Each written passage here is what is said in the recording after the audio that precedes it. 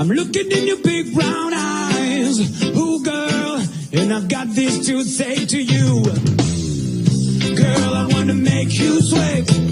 Sweat till you can't sweat no more. And if you cry out, I'm gonna push it some more. Girl, I wanna make you sweat. Sweat till you can't sweat no more. And if you cry out, I'm gonna push it some more.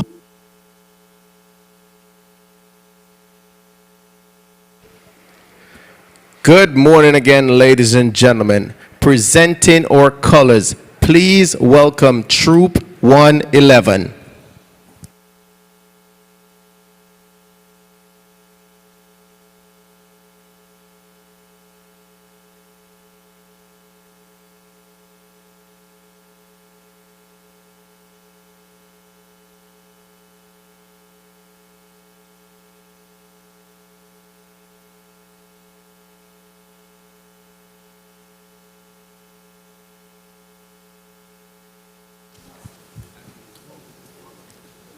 And just hand it back to me.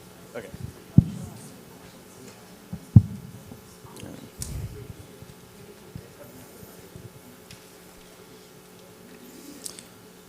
Please rise. Color guard, present the colors. May you please join us in the Pledge of Allegiance. I pledge allegiance to the flag of the United States of America and to the republic for which it stands, one nation, under God, with liberty and justice for all. Color guard, post the colors. Color guard, you're dismissed.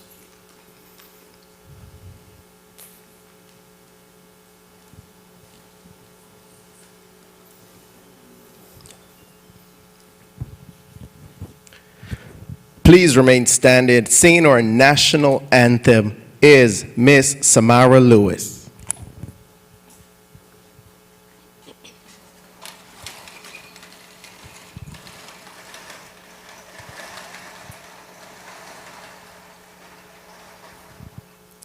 Oh, say, can you see by the dawn's early light what so proudly we hailed at the twilight's last gleaming, whose broad stripes and bright stars through the perilous fights o'er the ramparts we watched were so gallantly streaming, and the rockets' red glare, the bombs bursting in air, gave proof through the night that our flag was still there. Oh, say does that star-spangled banner wave o'er the land of the free and the home of the brave.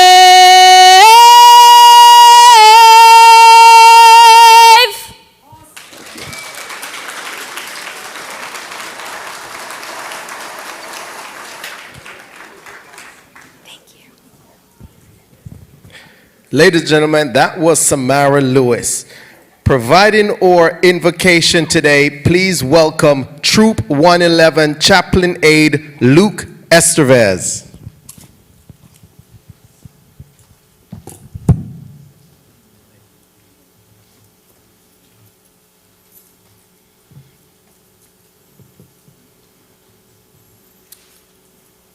Please bow your head if it is your custom.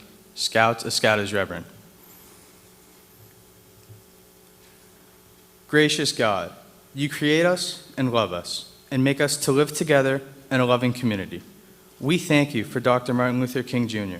and all your children who have been filled with your vision. We thank you for our lives, and we thank those who have worked to make your vision a reality. Lord, fill us with your vision, guide us through your vision, so we can work together to build a community where everyone is welcome, where all are valued, and power is shared. We work to build a community where privilege is no more and all are equal. We thank you, Lord, and in your name we pray. Amen. Mike?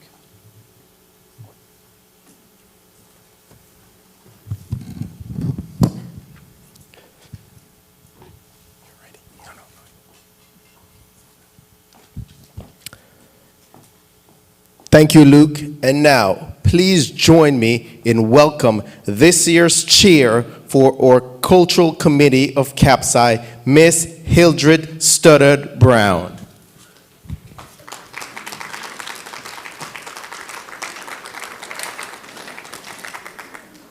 Good morning. I didn't feel this side. Let me go over here. Good morning. That's not too bad. Let me stand in the middle. Good morning. Awesome. I just want to share a little story with you about good morning. I usually, when I get into a room and there are people inside the room, or even if I enter an elevator, I would say a bright, good morning.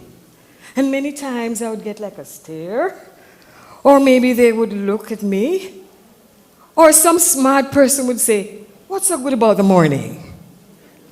And this would be my response. It's good because you got up and I got up. Ladies and gentlemen, if you're happy to be alive today, clap your hands. Give me a round of applause. It's good to be here. Doesn't matter what your situation is. As long as you get up, you're happy. Okay? Isn't that for the truth? Yes. And also, today, my name is Hildred Studdard Brown. But more importantly, I am a child of the living God. In Him I live, in Him I dream, and have my very being. And I am graceful and grateful to be the director, by God's grace, of CAFCI's Cultural Committee cheerleader or cheer director. This is only a little part of all that CAFCI does in the neighborhood. This is just a little section, but I'm grateful and I'm privileged to serve in that area. Now, we are celebrating 21st anniversary of Dr. Martin Luther King. This program has been sponsored by the Village of Royal Palm and CAFCI. We shorten it to say CAFCI, but it really means Caribbean for American Community Involvement. It's a nonprofit organization, and it has been around for a long time. And at the end, I want to encourage you to be a part of the movement of CAFCI. But for now, we are also sponsored by the Cultural Committee in Palm Beach. Some of you were lucky to get a survey. What I'd like you to do for me, fill that survey out, because it's important. What it is, and I'll just remind you of the sheet, it's right here. Those of you who have it, let me just show you what it looks like. It's a simple survey. We're not asking you for your address, your phone number, or anything personal of the sort. But this is, at the top of it, it says economic, pardon me. It says, please take a couple of minutes, and it's really only take 3 minutes, if you don't mind, to answer the questions. It's one page and a little bit, about 13 questions.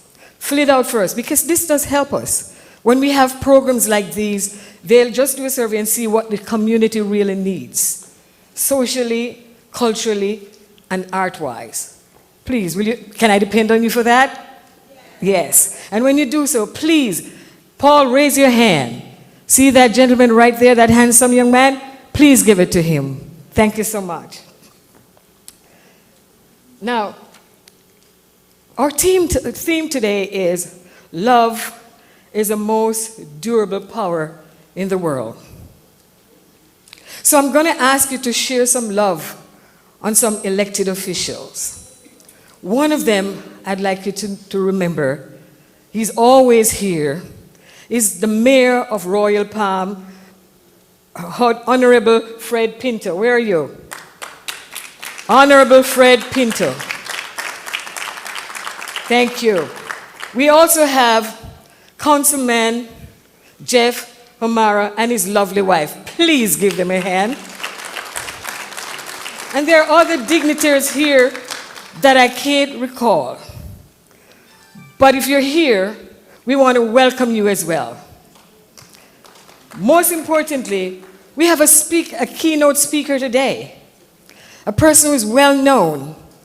And I want to tell you, I want you to leave here not just being inspired, not just being entertained, but I want you to leave empowered so you can change as an individual and change your neighborhood. How is that? That speaker is none other than Attorney Willie Gary. Raise your hand. Thank you. He just took time out of his busy schedule to be with us on this MLK Day to give us some nuggets. And also, it's important. MLK Day is important. Had it not been for the man who stood on a public platform without fear or favor and said, I have a dream, we would not be talking on stage today. So I know my history. You know your history. So let's celebrate him. Thank you very much. My name again is Hildred Stoddard Brown. And thank you.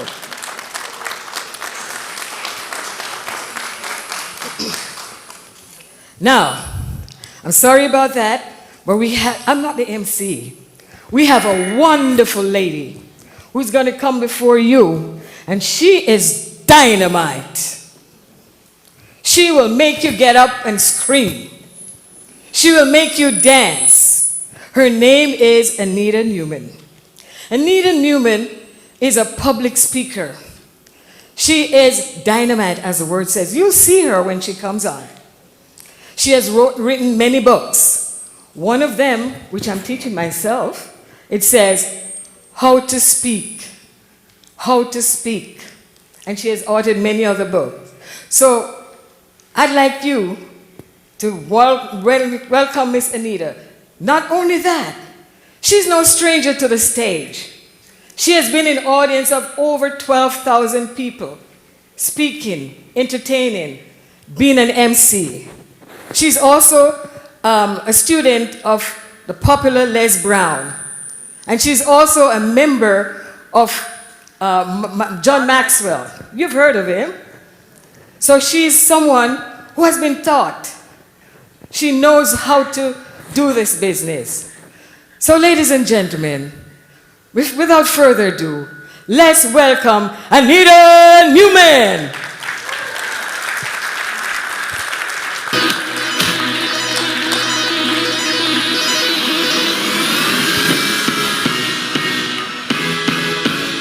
You can clap while she's coming on. Give her some energy, please. Hands together. Give her some energy. Hands together. Yes. Ladies and gentlemen, are you ready? Are you ready? Are you ready? Are you ready for today's program? Welcome. High five. I know it's Monday morning. I'm not a morning person, but if I have to be awake, everyone has to be awake. Come, hands together. Get some energy in the room. Thank you for coming out and welcome. We have a fantastic program for you and we are going to enjoy. How is everyone doing? Okay. Thank you. Good morning. Welcome to our 21st annual Dr. Martin Luther King Day celebration. You may clap. Let's take this opportunity to thank CAFCI and the Village of Royal Palm Beach for putting together this event. You may clap again. What a beautiful day it is to celebrate the legacy of Dr. Martin Luther King Jr. I promise you that today you will have opportunities to learn, yes, to laugh at times, and to love. Yes, love, because the theme of today is love is the most durable power in the world, which is a quote by Dr. Martin Luther King. So as our performers come up, and as our keynote speaker come up to share their talent and to share their love, I ask and encourage you in return that you also share your love with your applause and your response. Is that a deal? Yes. Okay, let me find my notes. Okay, are you ready? Yes. Okay. My first order of business is to welcome to the stage President of CAFCI, Dennis Wright.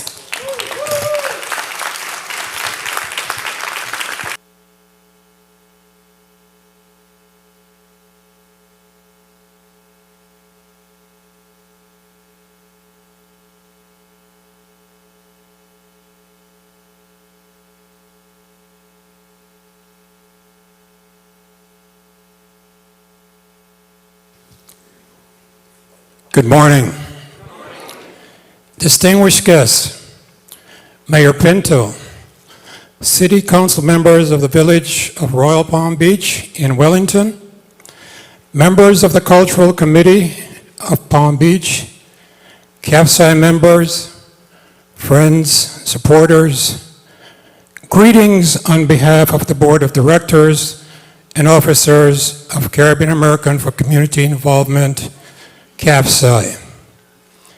It is an honor and privilege to welcome you to our 21st annual Dr. Martin Luther King Day celebration. This year, our theme is Love is the most durable power in the world. CAFCI is pleased to be partnering with the Village of Royal Palm Beach and the Cultural Council as we celebrate Dr. King's birthday and his legacy in shaping our nation. CAFCI Cultural Director, Ms. Hildred Stoddard-Brown, and her team have an inspirational and entertaining program for you today. Despite the challenges brought on by COVID over the last 2 years, CAFCI continues to press ahead to fulfill our mission, which is to maintain and sustain the quality of life for the community consistent with the culture and tradition of our diverse ancestral heritage. We're grateful to all our members, friends, and supporters who, despite economic pressures of their own, continue to support the organization.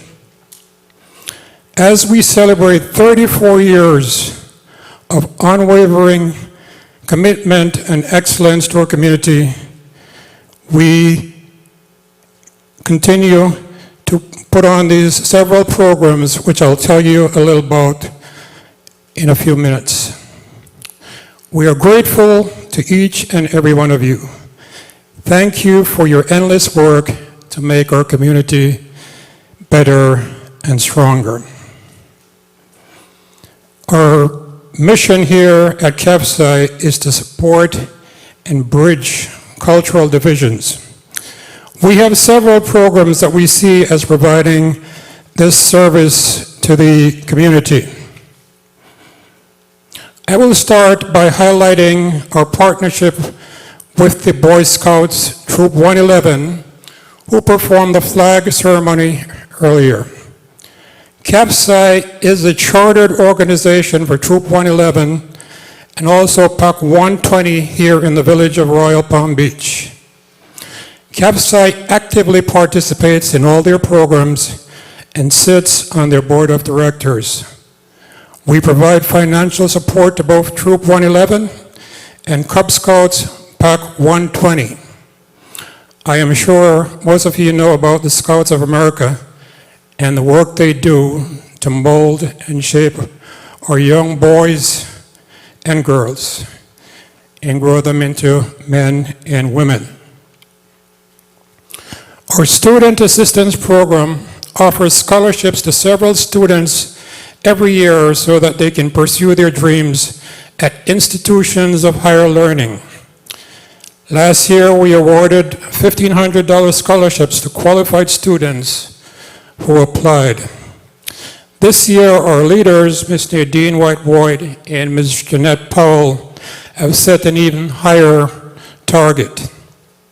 If you have kids graduating high school this year, please visit our website where you will find the application and the requirements to apply. As was stated earlier, this is our 21st year of hosting this MLK Day celebration with our partners, the Village of Royal Palm Beach and the Cultural Council of Palm Beach. It took great work by our cultural committee, members and partners to stage this remarkably event. Our Cultural Diversity Day celebration this year returned to pre-pandemic levels with live entertainment at Veterans Park in Royal Palm Beach. The event was a great success with good turnout and member support. Our organization, CAFCI, was featured in PBS, that is the Public Broadcasting System. They have a program here in West Palm Beach called Program on the Town of the Palm Beaches. And on that program, they highlighted some of the work that we're doing here in the community. We will continue to be resilient, and we look forward to doing good work in the future.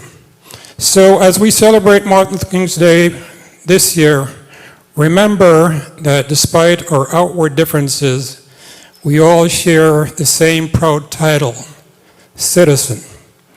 Thank you for coming out on this historic day to celebrate Dr. King's legacy. To learn more about our organization or to find out how to become a member, you can visit our website or you can pick up some information at the front desk. And please remember to return your survey if you were given one. Thank you and enjoy the day.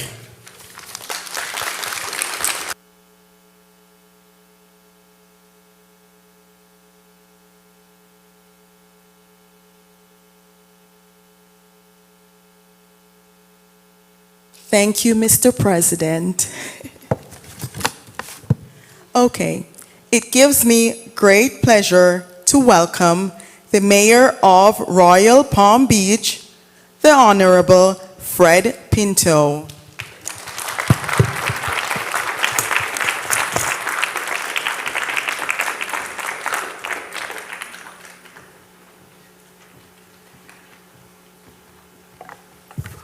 Good morning, Royal Palm Beach. How are you doing today? Good. Give yourselves a hand because you're at the right place, at the right time, on the right day. I can't believe I was listening to the history. I didn't realize it's been 21 years since we began having this recognition and celebration for Dr. Martin Luther King. I do remember years prior to that, CAFCI used to go all the way to Riviera Beach, and they would build their own float, all right, and go all the way to Riviera Beach on this day to be part of the parade that they have in Riviera Beach, which they're still doing. And it occurred to everyone that, you know, why do we have to go all the way to the east when we're a Western community? And when we sat down, we being the village with CAFCI, and created what they called the partnership to go forward with this program, the thing that's so serious about this is today's event in the Western communities. This is the epic center for taking a moment out in our busy lives and reflecting on this wonderful man who's done so much for our society, and just to be able to say thank you and remember us. Let's give a hand to Dr. Martin Luther King today.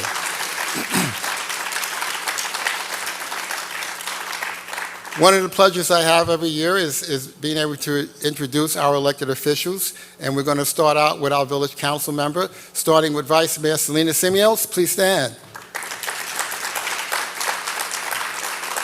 Councilman Jeff Hamera, and Councilman Richard Valentes. Now, usually when I come into these events like this, I'm handed a piece of paper with someone that's telling me who are the elected officials here that I need to make sure I recognize. I have not been given that piece of paper this morning, so if you are an elected official here today, please stand so we can recognize you. Are you thinking about becoming an elected official? If you're thinking about it, no? Okay. We'll go with that. I want to talk, President Wright mentioned the fact that there was a partnership between the Village Cultural Council and Royal Palm Beach for this event. Let me tell you the truth. CAFCI does all the work. They do all the heavy lifting. They have a fine committee of people with Mr. Wright, President Wright, and their board and their committee. I'd like to just give them an acknowledgement and give them a hand for the work they've done to put this together. Thank you. We really appreciate it. Because of the work that you've done, CAFCI, you have made this place on this day the place to be in the Western community. So people don't have to go all the way to the east anymore to have an opportunity to sit down and celebrate Dr. King. Can we say amen to that? Amen. All right. Just one other point, comments about Dr. King to put some context around. We all know the wonderful work he's done, and every year when we come around to this day, I sit and I think about what would I say to Dr. King if he were here today, all right? If he appeared before me and said, how we're doing, what my thoughts were about where we are and what we've seen happen since the years that he was here on earth with us and put forward a program that is still going forward. Has anyone lost hope? Don't lose hope, because that's what he wants us to have, eh? If you still have hope, let's hear applause for hope. Hope for the future. I've always articulated that the thing about Dr. King that I embraced when I was very young when he was doing this, right? Was that he was a person who was standing up and challenging America to be what America says we're about, and challenging what we say this flag stands for, all right? Justice, equality, and freedom for all. That is the thing that he was about, and that's what we still have to pursue. We must continue to force America to live up to what America says it's about. And it's about freedom and equality, regardless of what color you are, regardless of what ethnicity you are, regardless of whatever persuasion you are. This is the United States of America, and that is what we're going to pursue, because this is the chart that he gave us, to do that. Yes? Okay. One of his many speeches and comments that always sticks in my mind, and it's one sentence really. He said, for any one of us, all right, to not have our rights, to have them violated, means all of us can have our rights violated. So we all have to stand up for each other, protect each other. And I thought about this. My answer to Dr. King, if he were here today, would be, Dr. King, we have lived through the best of times, and we also are living through the worst of times. But we shall overcome and we shall persevere. Thank you all, and enjoy the day.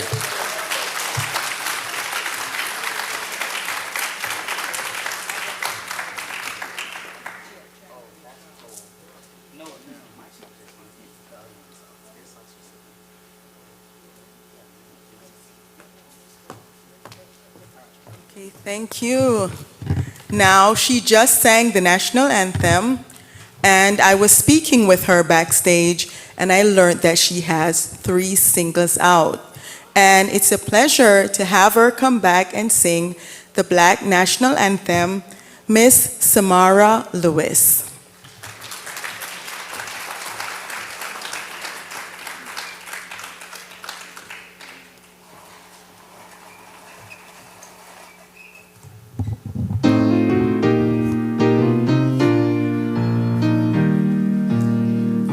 Lift every voice and sing till earth and heaven ring. Ring with the harmonies of liberty. Let our rejoicing rise high as the listening skies. Let it resound loud as the rolling sea. Sing a song full of the faith that the dark past has taught us. Sing a song full of the hope that the present has brought us. Facing the rising sun of our new day begun. Let us march on till victory is won. Stony the road we trod, bitter the chastening rod, felt in the days when hope unborn had died. Yet with a steady beat have not our weary feet come to the place for which our fathers sighed. We have come over a way, but the tears have been watered. We have come treading our path through the blood of the slaughtered. Out from the gloomy past till now we stand at last, where the white gleam of our bright star is cast.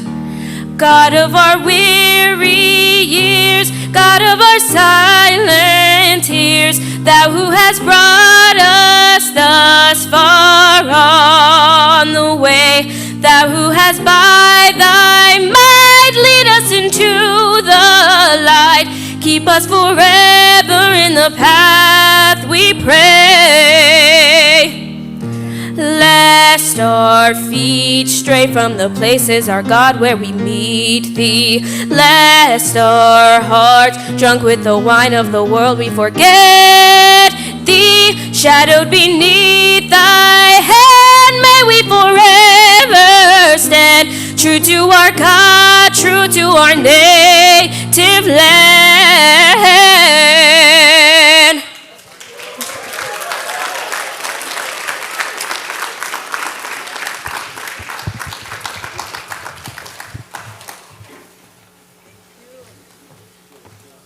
Nice job, thank you. Are you enjoying the program so far? Okay, good. This next group that I'm about to introduce, they have been dancing for over 3 years. Their group is located in West Palm Beach, to be exact, at the United Overcomer Church, and the pastor there is Pastor Anthony Marson. The group is led by Miss Harlett, and it's such a great pleasure to introduce them. Ladies and gentlemen, please welcome the United Overcomer Church of God Dance Group.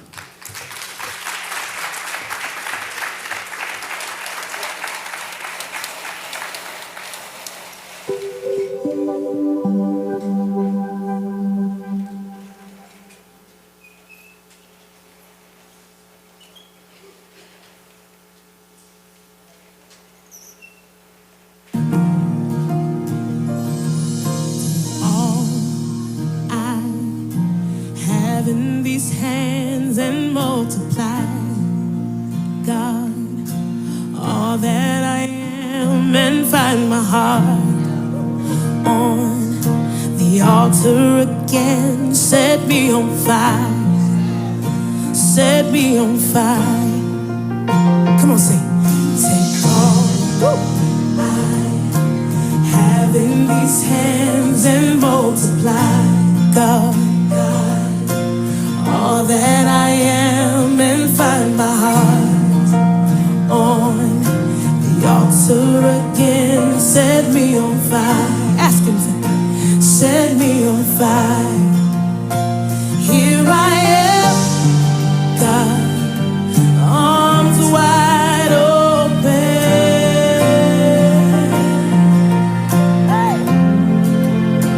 pouring out my life, gracefully broken.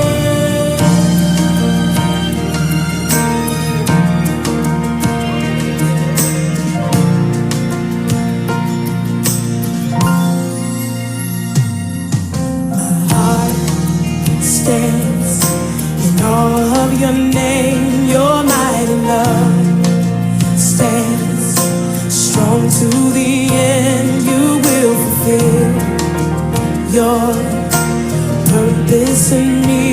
You won't forsake. You will be with me. Here I am, God, say, arms wide open.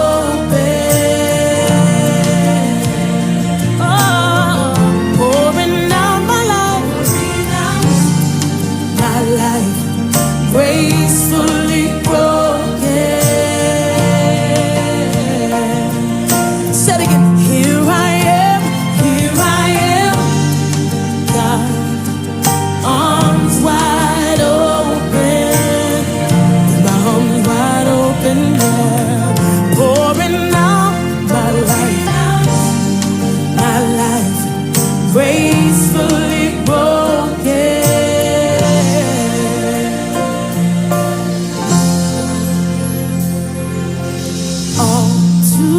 Jesus now,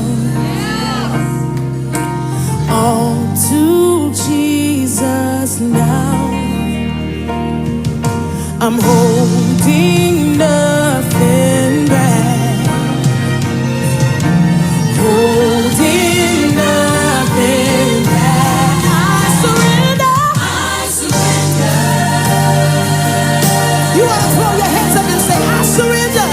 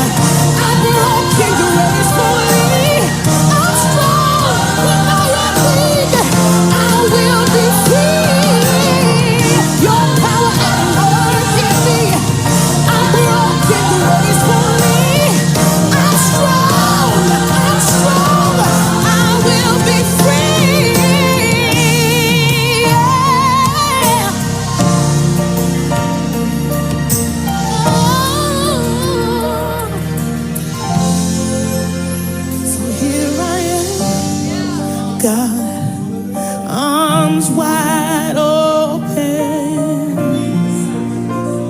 I'm right here, pouring out my life gracefully broken.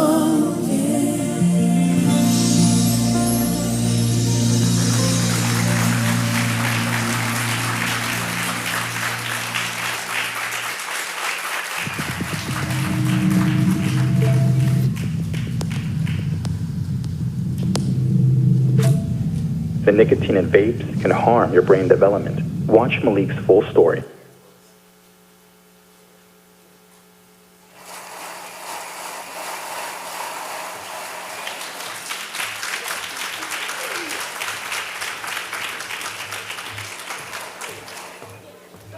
Let's hear it one more time for them.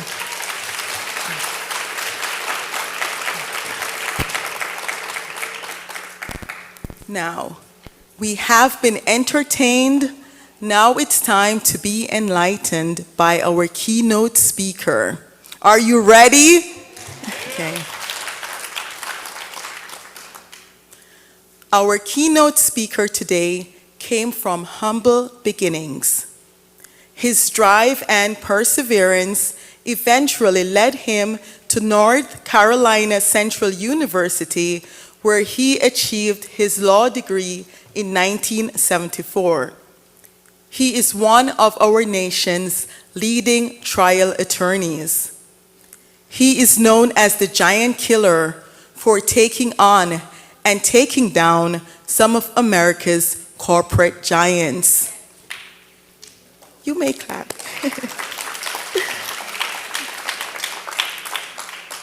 He has been featured in Ebony magazine, Forbes magazine, Fortune magazine, among many others. He has appeared on many television shows, including 60 Minutes, CBS Evening News, and the Oprah Winfrey Show. He now gives back to many charities and civic organizations, including the NAACP and the National Urban League. He and his wife also formed the Gary Foundation in 1994, which provides scholarships and various resources so that others too may realize their dream of achieving an higher education. It is such an honor to have with us today our esteemed keynote speaker, attorney at law, Willie Gary. Ladies and gentlemen, please direct your attention to the screens for a short video presentation on our keynote speaker. The law firm of Gary Williams, Parenti, Watson, and Gary would like to welcome each and every one of you. Willie E. Gary is a living legend and a proud graduate of Shaw University and North Carolina Central University's School of Law. Attorney Willie Gary is celebrated as one of the most famous lawyers in the nation and recently won a record-breaking $23.6 billion verdict in a single tobacco suit filed against R.J. Reynolds Tobacco Company.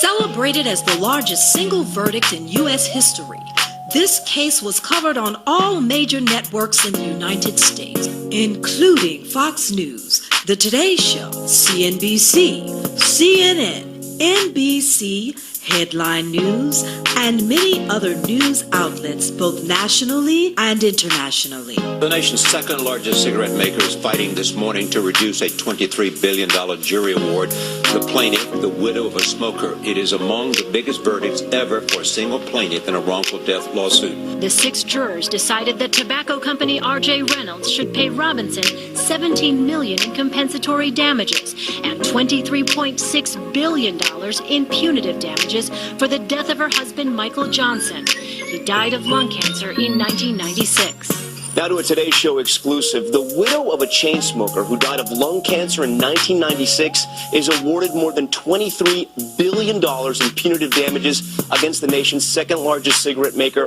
R.J. Reynolds. And yes, you heard me right, $23 billion. A Florida jury has returned one of the largest verdicts ever against a tobacco company. Cynthia Robertson sued R.J. Reynolds because her husband had died of lung cancer after a lifetime of smoking. She will be awarded more than $16 million in compensatory damages and, wait for it, $23 billion in punitive damages. Her attorney, Willie Gary, is here with us in the studio. So, welcome to the program. Good to be here. It's not about the appeals, it's not about the money. We've made a difference already. I think less people are going to smoke. I think that the tobacco companies are going to get their act together. They're going to make safer cigarettes. We know they can. They'll just make a little bit less money, but we'll save a whole lot of lives. And that's what it's all about.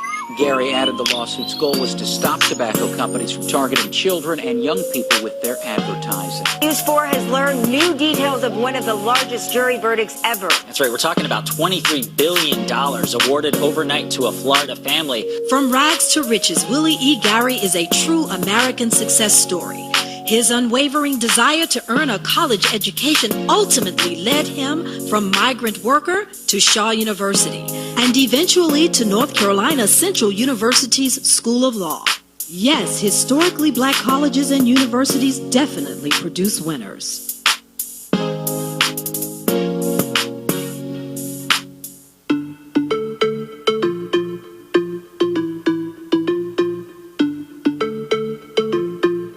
Now, ladies and gentlemen, are you ready?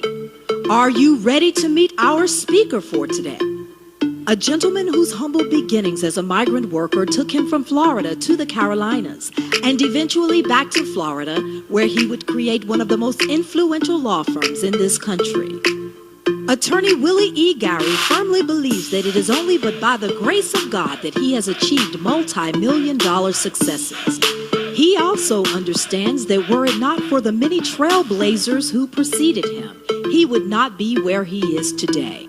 His commitment to excellence is reflected not only in his many professional accomplishments, but also in his commitment to family, community, and social change. Honored as one of Florida's first black lawyers, Willie E. Gary is a philanthropist who has given so much to so many.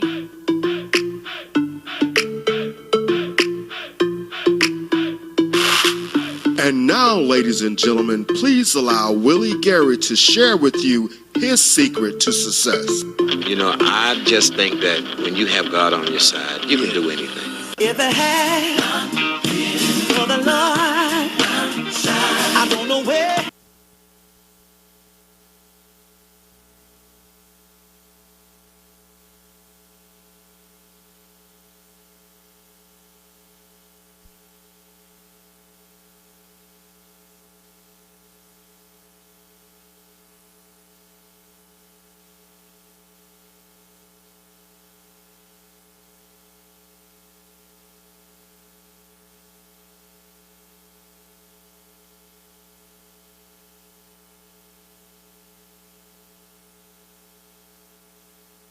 Well, I know he wouldn't. He's here. Let's give him a big hand, too. Give him a big hand.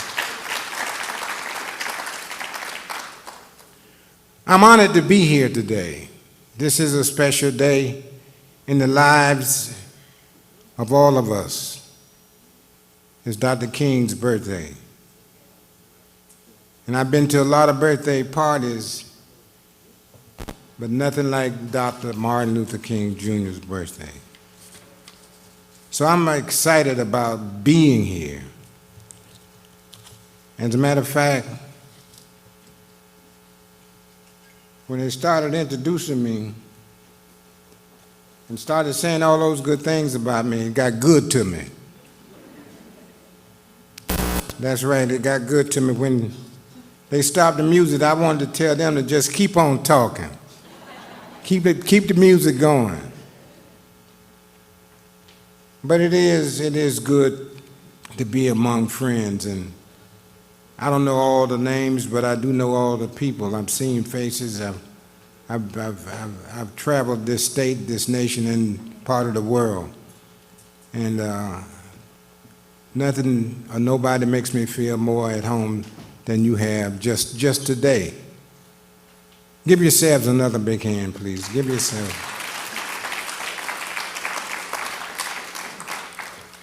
Now, let me say this. As I said, I'm elated to be here, and I'm elated to be here for a number of reasons. This is a great day. This is a great day in this nation, around the world, as a matter of fact. It's awesome to see people come together, both black and white, because of Dr. King. That's why we're here. We're here to make a difference, but we're really here because of Dr. King, because of what he died for. And before I go any further, I want to introduce her. She's not here, my wife, Gloria. I want to introduce, I met her in the 2nd grade. That's right, I started chasing her in the 2nd grade. She used to hate the sound of my name. Every time she heard the name Willie Gary, she would just cry. Couldn't stand it. Some 50 plus years ago, couldn't stand it. As a matter of fact, I knew she was digging on me, you understand. She was checking me out. But I thank God every day that He saw fit to keep us together. And no matter where I am, she was going to be here today. We had a little mix-up with the schedule, but she was going to be here today. And I just want to say, you see all the awards and all the recognition, and I know I get all of that. I get all of it. That's right. You think I've done everything, but I'm stopped by to tell you that whatever I am or ever hope to be, it's because I've had a good woman standing by my side. Give Dr. Gloria Gary a big hand. And then I want to do as I always do, Mr. Mayor. No matter how political it is or how social it is or whatever, I always figure you got to take time out to say, thank you, Jesus. Can I get a witness?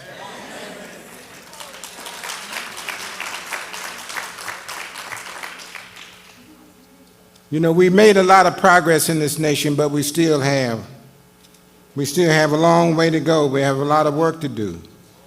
And it's organizations like this one today that's making a difference, setting the tone. Your voice, your face is saying, I care, Dr. King, and you didn't die for nothing. Ready to fight, the good fight, peaceful fight. You know, a lot of us are quick to take that attitude, I got mine, so you get yours. But I'm telling you that no matter how much brain power or intellect that you have going for you, there's a power that's greater than all of us. That's God. Give Him a big hand. Give God a big hand.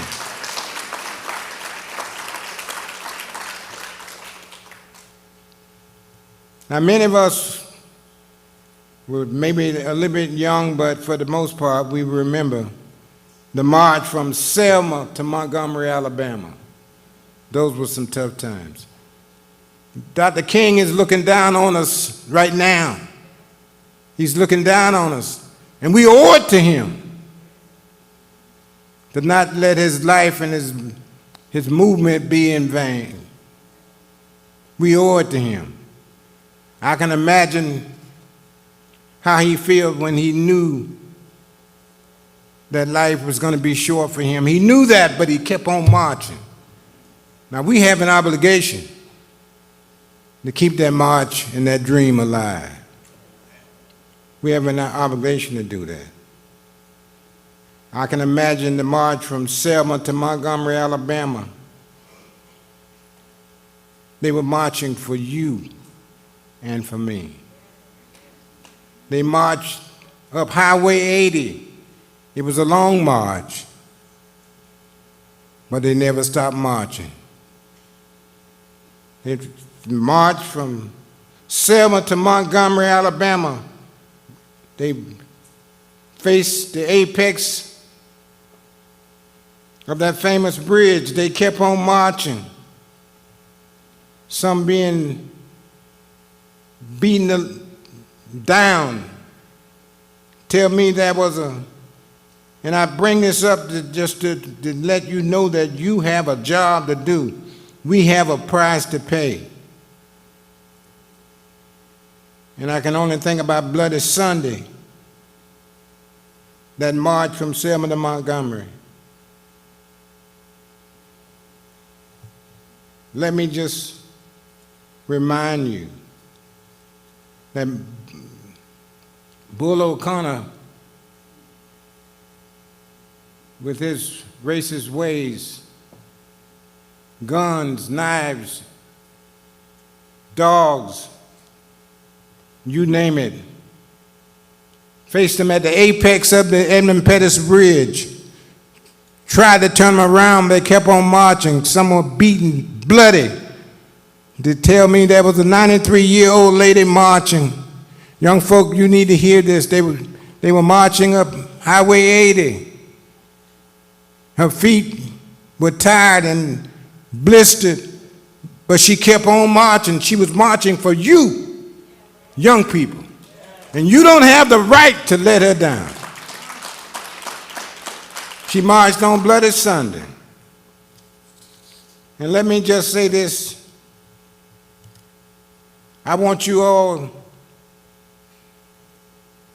to be supporters of historically black colleges. Dr. King was.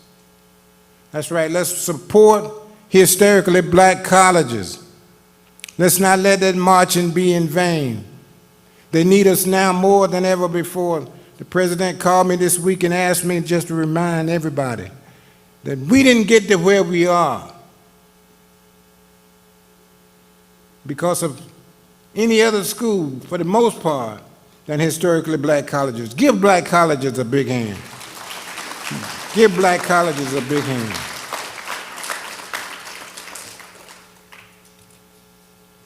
And another thing too, we're living in some better times, there's no question about it. We're living in better times. But at the end of the day,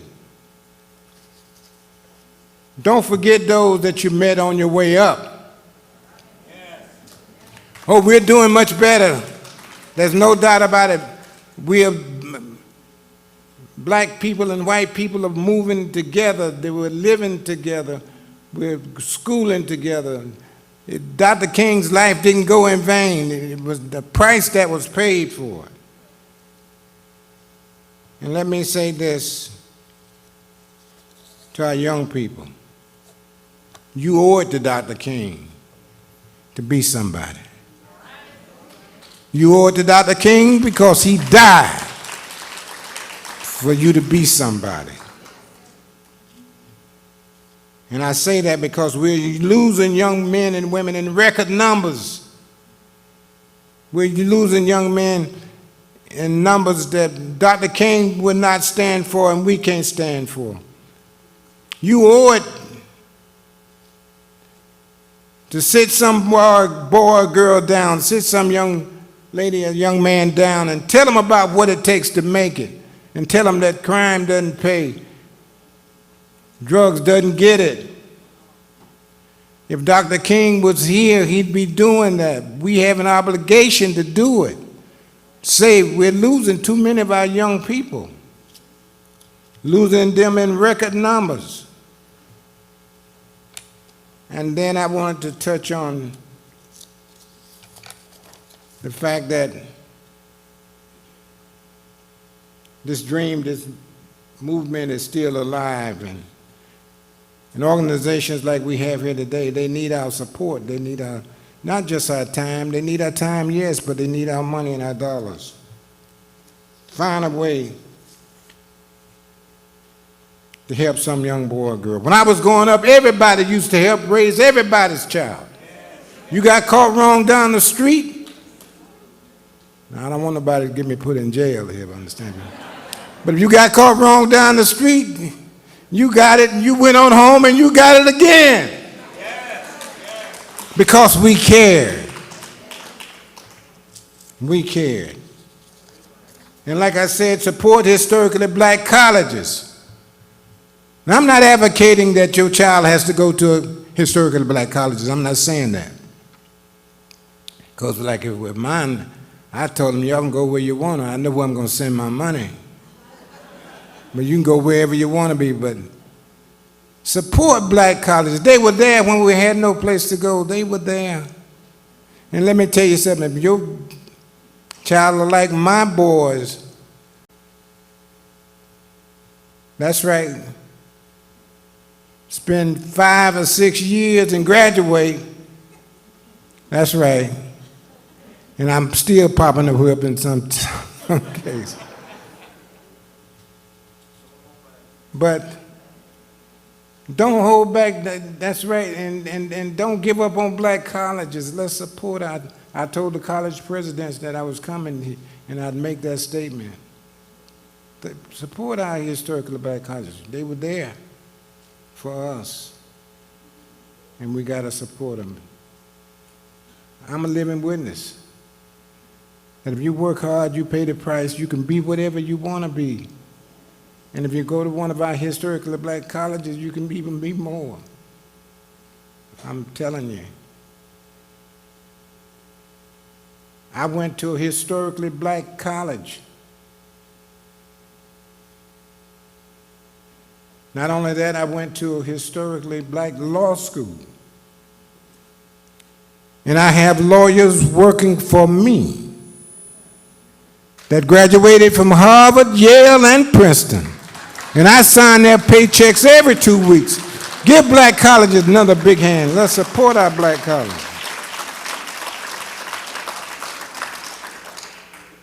And again, with our respect to our young people, follow them to the parks, the playground. We used to do it. You got caught wrong down the street, you got put in your place, and you went on home and you got it again. Now, I'm not advocating. I'm talking about you talk to them. Sit them down, talk to them.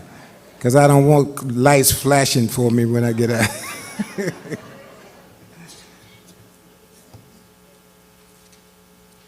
We got to teach them how to, again, we used to do it. Say no to drugs. Say no to crime. Let's do it. Let's settle this thing down. We've made a lot of progress, but we still have a long way to go. And yes, it would have been nice if I had been born in a house with running water and indoor toilets, but it didn't happen. I was born in a cotton field, worked from North Carolina to South Carolina, from the sugar cane fields to the apple orchards, but it didn't stop me. My mama had a second-grade education. My daddy had a second-grade education. My mom, she was better, but she was smarter. She had a ninth-grade education. But they wanted better for us and young people. You don't have a right not to go to school, you got to do it. You got to do it.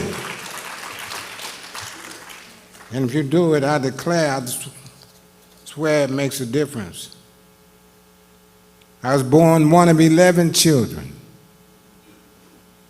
reared in tents, with no indoor water or toilets, but it didn't stop me. I came to let you know that Dr. King is saying to the world, and specifically to our young people, that you can be whatever you want to be, but you got to want to be it. Now let me just get ready to close by saying this. I told you about how you can be whatever you want to be. I have young men and women working that have become judges, and you can be whatever you want to be, but you just got to be willing to pay the price.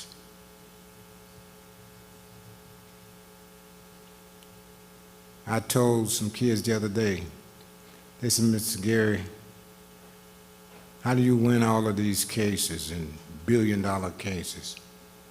I said, well, first of all, you got to have a work ethic. You got to be willing to burn the midnight oil. Don't let anybody outwork you, young people.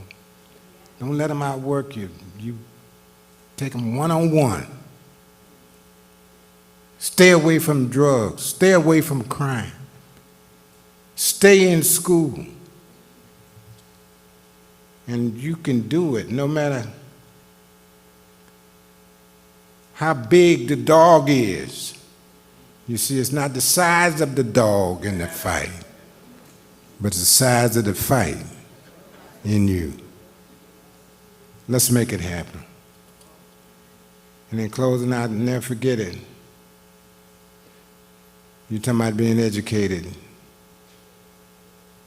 You're talking about being educated. You spend 4 years at one of our historical black colleges, chances are you've gotten one of the best educations you'll get anywhere in this nation. Just stay in school, young people. Somebody said, well, you couldn't get a good education at a historically black college. I said, you can, and nobody can stop you. I never forget it. I'm getting ready to close now, but I want to share this with you. Speaking of being qualified. And I've said it over and over again. You spend 4 years at one of our historic black colleges, you can be whatever you want to be. You can do whatever you want to do. On my way home from college, my second year in college, Gloria and I had gotten married. That's right. She was at Shaw University too. She was a smart young lady. That's right, I was charging all the football players for tutoring. But she had to give the lessons. Now, I didn't quite have it. I wasn't that bad, but she was smart as she can be. Still is. I never forget it. You're talking about being qualified. We're more than qualified, young people. We're just last to be hired and first to be fired. I never forget it. When I was in my first 2 or 3 years of lawyer, and I was moving, and God was putting his hand on me, and things were working out left and right. You're talking about being educated. I graduated from North Carolina Central Law School, African American Law School. I graduated from Shaw University, a black school in North Carolina. Nobody else would take me, nobody else would have me, but it didn't stop me. That's right, I graduated from North Carolina. And I have lawyers working for me that graduated from Harvard, Yale, and Princeton. And I sign their paychecks every week. Don't tell me, give black colleges a big hand. Come on, give it up for black colleges. And then here I am driving home from school. My second year, got my first car. Couldn't wait to get home to show up. Now y'all talking about being qualified. You listen to me, you talking about being qualified. Here it is. I'm driving from North Carolina to Florida and got in the state of Georgia. Foot got a little heavy on the pedal and don't carry my license at all. Just don't know why I just refused to carry my license. And boy, y'all talking about being qualified. Listen to me. And we're traveling down Highway US 1, wherever it was, and driving, can't wait to get home to show my new car. James Brown singing, Papa got a brand new band. I'm rolling, foot got a little heavy, and I saw I was speeding. I said, Lord, have mercy. Now, we forget a whole lot of things, but we sure know how to call on the Lord when we need him, don't we? I didn't have driver's license at first.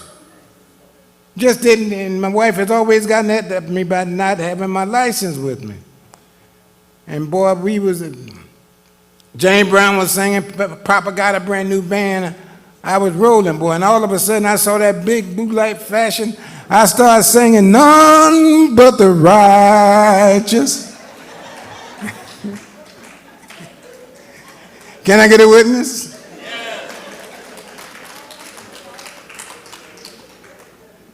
Boy, let me tell you, all of a sudden I took my foot off the pedal and started praying and singing.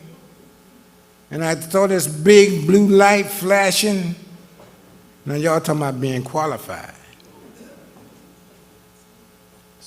Snuff dipper got, the officer was a snuff dipper, tobacco chewer. And we got out, the light was flashing and Gloria was just fussing at me. And I said, babe, let me handle this. And before I knew it, the officer walked up to me and he looked at me and he said, boy, let me see your driver's license. I didn't have driver's license at first, didn't have it, but I inadvertently pulled out my NAACP card.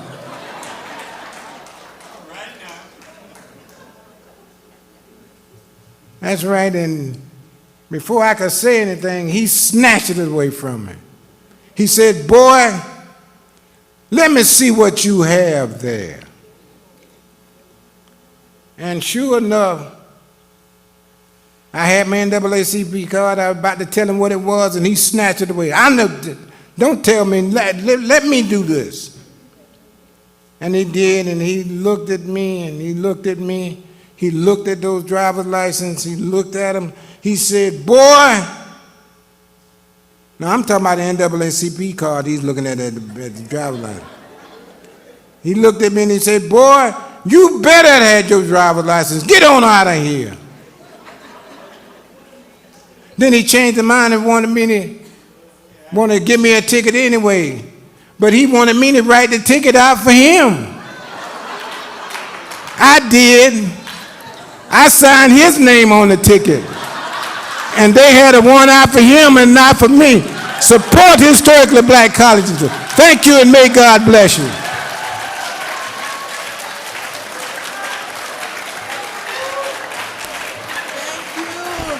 Thank you. Let's hear it one more time for our keynote speaker. Thank you.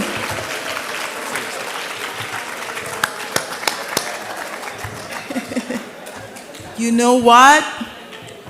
I think I am going to need to borrow his NAACP card so I can get home this afternoon. Okay, such a powerful and profound reminder that others have paid a price for us so that today we are free to pursue our dreams. Okay? Did you enjoy that keynote speech? Okay, good. I like the quote, not the size of the dog, it's the size of the fight. Okay. I am very grateful for the personal stories that Attorney Willie Gary shared, especially about the importance of education. I am big on education, my parents are too, and I know that many Caribbean parents, and most of us, our parents and grandparents are too, so most of us can very much relate. One other person who is big on education is Dr. Martin Luther King Jr. as well. Now, can anyone tell me what age did Dr. Martin Luther King enter college? Wait, don't look it up on your phone. The first person to raise their hand and tell me the correct answer, I have a free book for you. Okay, over there. Can't hear. With the orange mask. 16? No, sorry, incorrect. Okay, yellow sweater. Incorrect, sorry. Now, process of elimination. Now, yeah, so now someone is going to say 13, 12, 10, 11, 10. Okay, red mask. 15? Let's see. Yes, correct. Congratulations. Dr. Martin Luther King entered college at the age of 15. And may I have your name, please? Christine? Okay, Christine. Okay. After the program, please come to my table and I'll have a signed book for you, okay? And I remember your face. Make sure you wear the mask so I remember you. No. Okay, are you enjoying the program so far? Okay.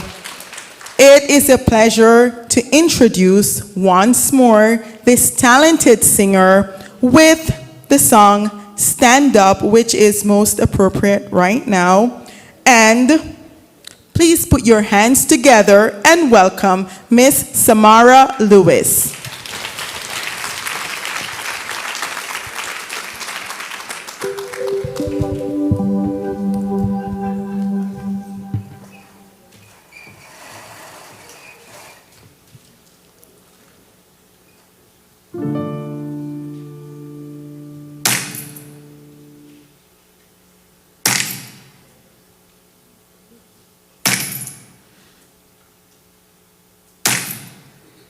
I've been walking with my face turned to the sun, weight on my shoulders, a bullet in my gut. Oh, I got eyes in the back of my head, just in case I have to run. I do what I can when I can, while I can for my people. As the clouds roll back and the stars fill the night, so I'm gonna stand up, take my people with me. Together we are going to a brand new home, far across the river. Do you hear freedom calling, calling me to answer? Gonna keep on keeping on. I can feel it in my bones.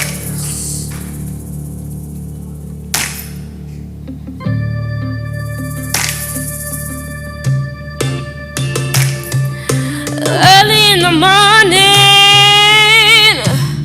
before the sun begins to shine, we're gonna start moving towards that separating line. I'm wading through muddy waters. You know I gotta make my mind.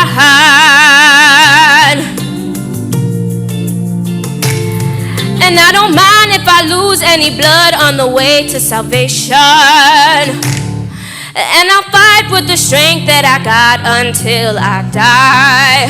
So I'm gonna stand up, take my people with me. Together we are going to a brand new home, far across the river. Do you hear freedom calling, calling me to answer? Gonna keep on keeping on. And I know what's around that bend might be hard to face, 'cause I'm alone, and I just might fail. Lord knows I try, sure as the stars fill up the sky. Stand up, take my people with me. Together we are going to a brand new home, far across the river. Do you hear freedom calling, calling me to answer? Gonna keep on keeping on. I'm gonna stand up, take my people with me. Together we are going going to a brand new home. Far across the river, do you have freedom calling? Calling me to answer, gonna keep on keeping on. I'm gonna stand up, take my people with me. Together we are going to a brand new home. Far across the river, do you have freedom calling? Calling me to answer, gonna keep on keeping on. I can feel it in my bones.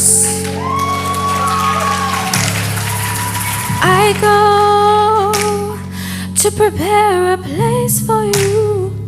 I go to prepare a place for you. I go to prepare a place for you. I go to prepare a place for you. Thank you.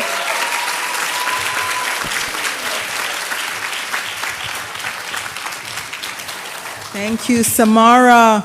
Such a beautiful talent. You know, when I was growing up, I secretly wished that I could sing, but that did not happen. I'm a talker.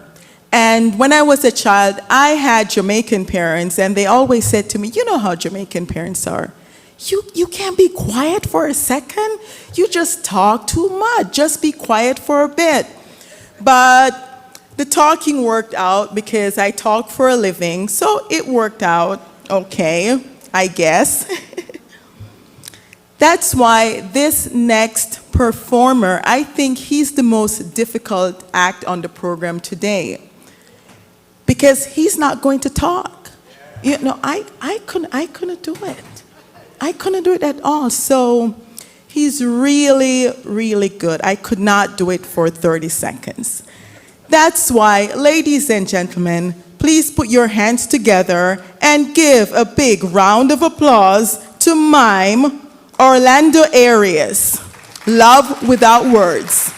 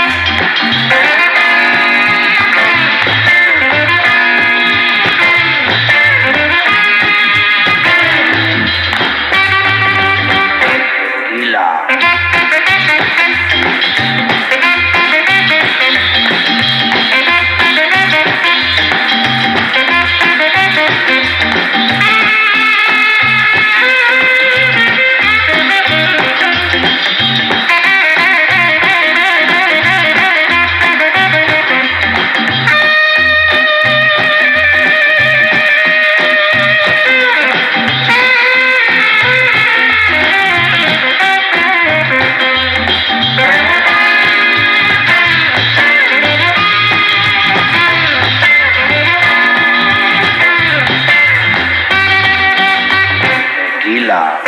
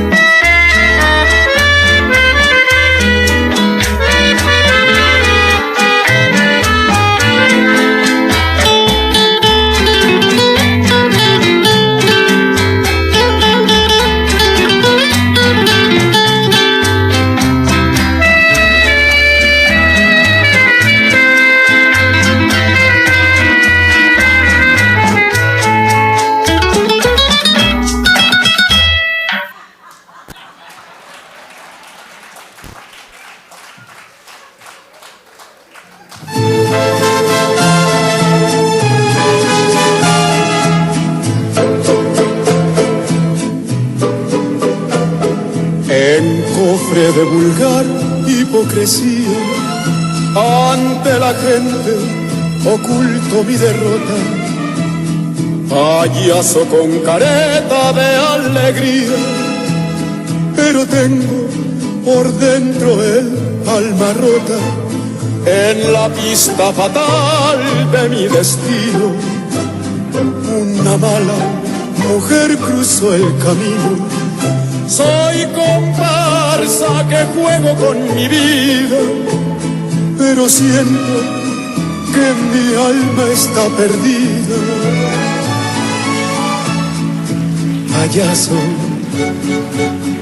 soy un triste payaso que oculto mi fracaso con risas y alegría que me llenan de espanto. Payaso, soy un triste payaso que en medio de la noche me pierdo en la penumbra con mi risa y mi llanto. No puedo soportar mi careta ante el mundo. Estoy...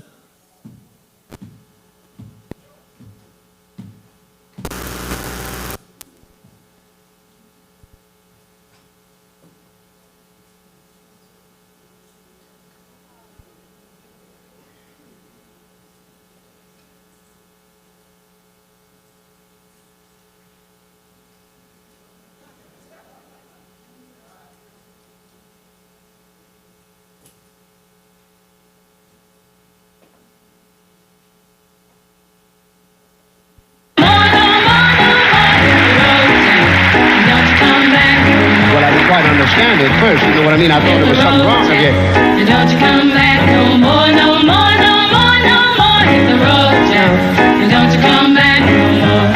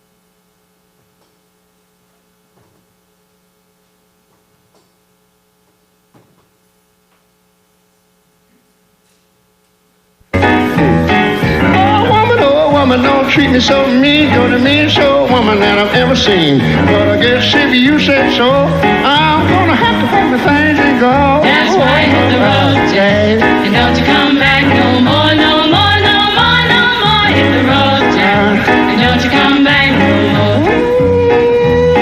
Hit the road, Jack. And don't you come back no more, no more, no more, no more. Hit the road, Jack. And don't you come back no more. Listen, baby, don't you treat me this way. I'll be back on my feet someday. Don't care if you do, cause it's understood. You ain't got no money, you just ain't no good. Well, I guess if you say so, I'm gonna have to pack my thing and go. That's right, hit the road, Jack. And don't you come back no more, no more, no more, no more.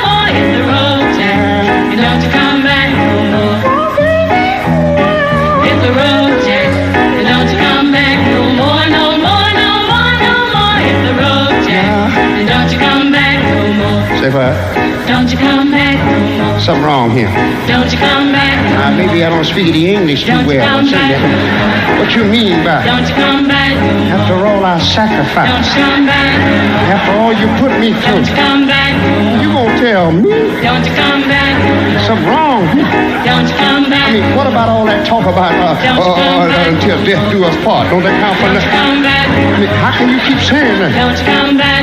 Wait a minute, you making me mad here now. Don't you come back. See, I don't think you know who you're talking to. Don't you come back. I don't have to take that kind of talk from nobody. Don't you come back. Say what? Don't you come back. Yeah, I know it's your house, but still, there's no reason you keep telling me that. Say what? Don't you come back. I dare you to say it again. Don't you come back.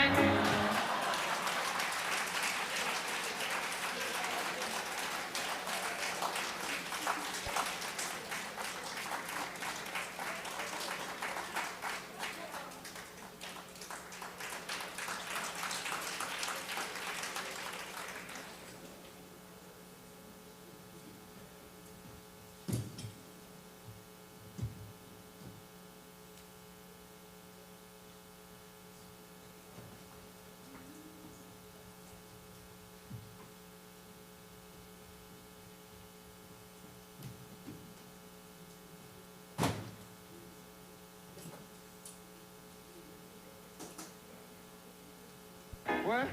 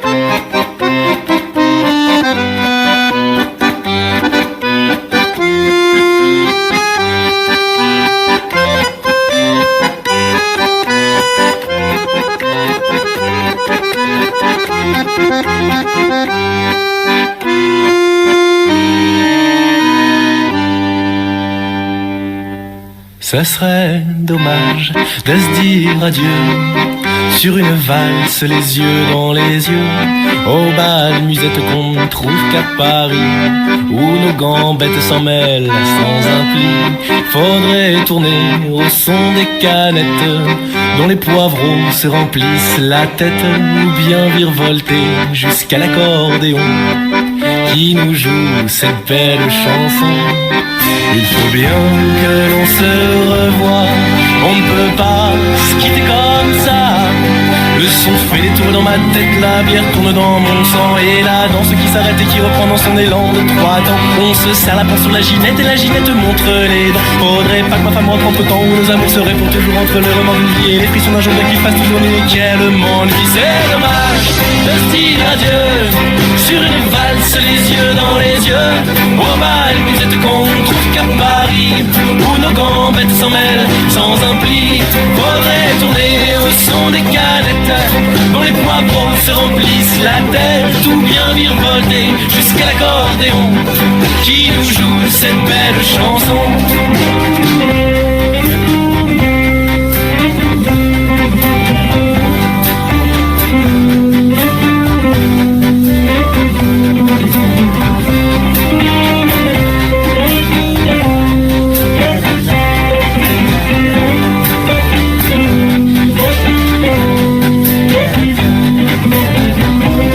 Ce serait dommage de se dire adieu sur une valse, les yeux dans les yeux. Au bal, musette qu'on trouve qu'à Paris, où nos gambettes s'en mêlent sans un prix. Faudrait tourner au son des canettes dont les poivrons se remplissent la tête, ou bien virevolter jusqu'à l'accordéon qui nous joue cette belle chanson. Il faut bien que l'on se revoie, on ne peut pas se quitter comme ça. Le son fait des tours dans ma tête, la bière tourne dans mon sang. Et la danse qui s'arrête et qui reprend dans son élan de 3 temps. On se serre la pince sur la ginette et la ginette montre les dents. Faudrait pas que ma femme rentre entre temps où nos amours seraient pour toujours entre le remords d'une vie et les frissons d'un jour qui fasse toujours nuit. Quel monde qui c'est dommage de se dire adieu sur une valse, les yeux dans les yeux. Au bal, musette qu'on ne trouve qu'à Paris, où nos gambettes s'en mêlent sans un pli.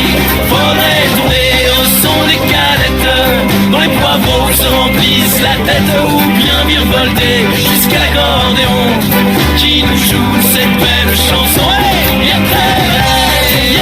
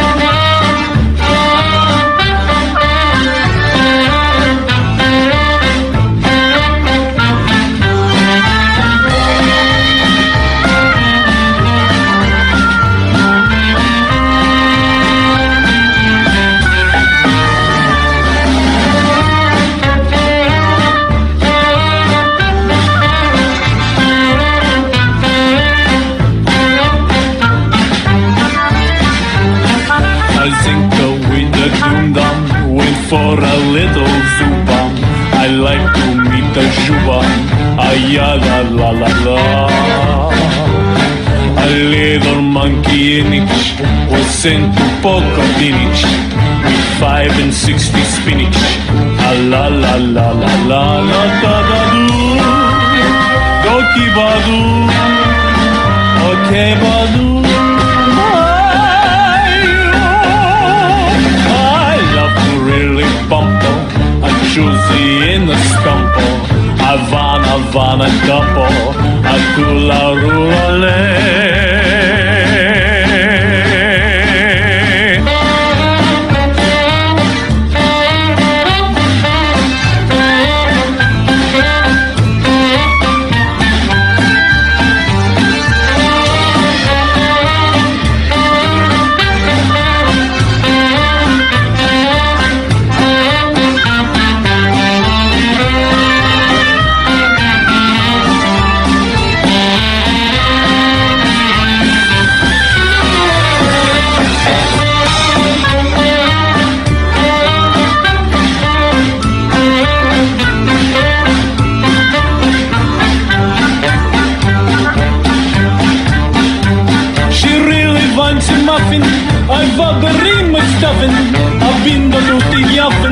Жнёска я стоял.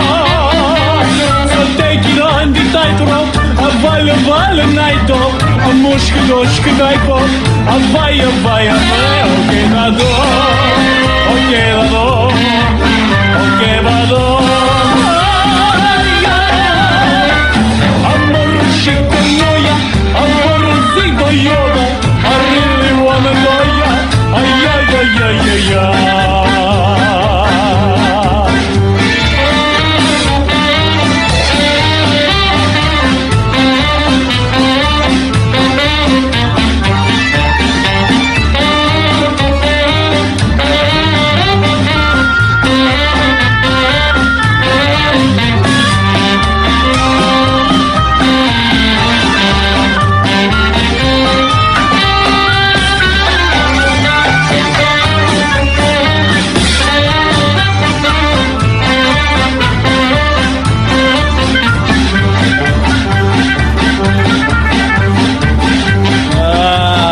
Moj.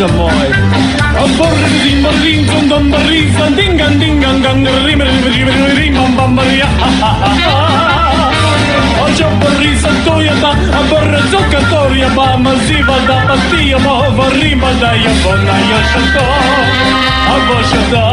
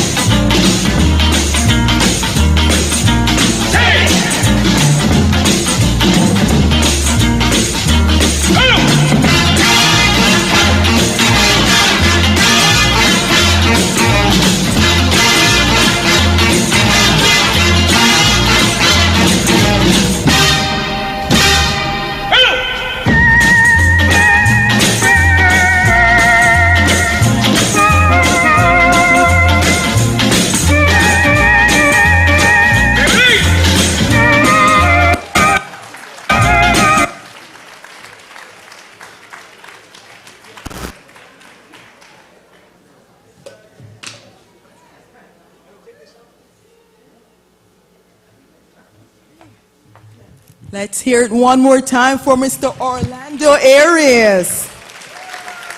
Hey. Thank you.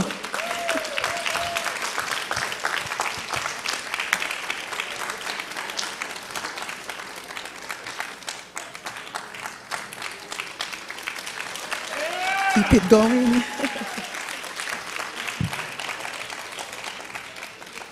You know what I noticed? During Orlando's performance, he was wearing this. So I thought that he borrowed one of my hairpieces, but it's not mine. You can have it. Thank you, Orlando. It's not mine. Sorry, my mistake. But you can always borrow one of my wigs, even this one, but not now after the show, okay? All right, thanks, good. Okay, one more time for Orlando Aries.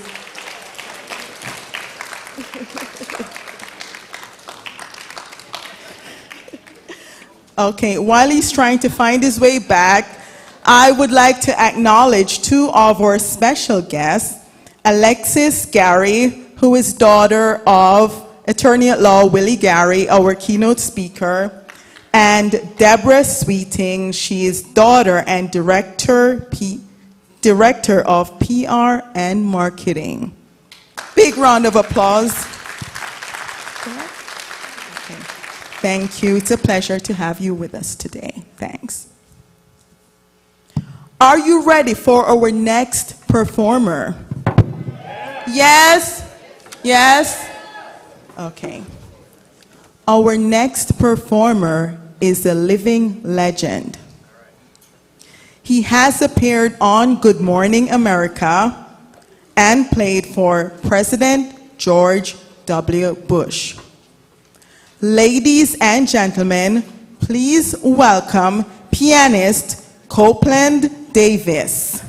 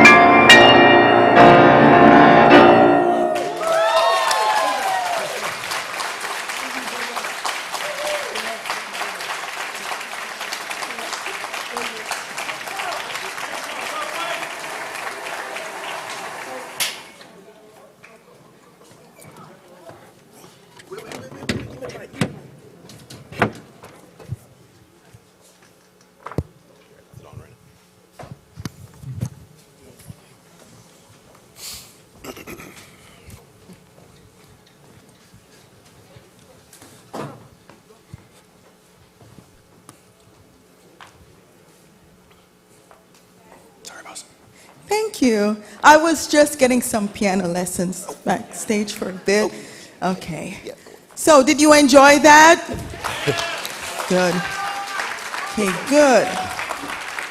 Okay, you're going to enjoy the next act. Yes, you are. Our next act is a magician. I promise that no one is going to disappear unless you really want someone to disappear. But I promise no one is going to disappear, okay? So, ladies and gentlemen, please welcome magician Matt Durham.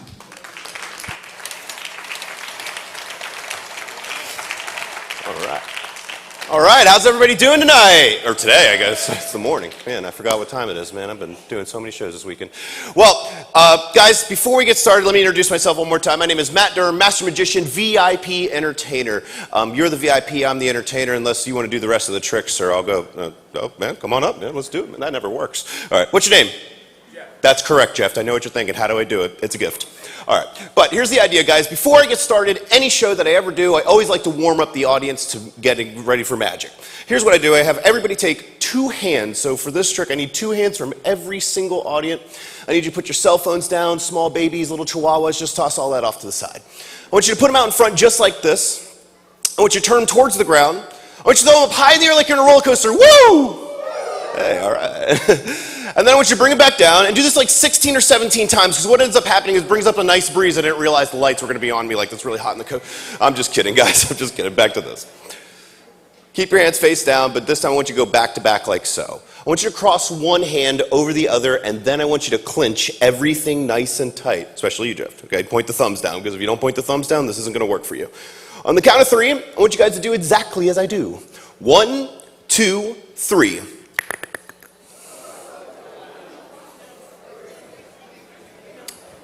Okay, you didn't pass that test.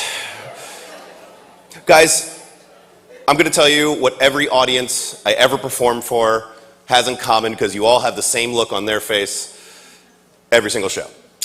And that is, when I walk up here, everybody thinks in their head, is this guy any good? Good news for you guys, I have the same question about you, but I have, like I said, little tests that you can see. My next one's actually pretty cool, because I found out a long time ago with one of the very first tricks I ever learned in magic. I can tell if an audience is actually good or not. And it's a simple trick. It's nothing complicated. I didn't want to overwhelm people right off the bat with something difficult. It's a trick done with 5 cards. Now, guys, no sleight of hand, no nothing, no fancy moves.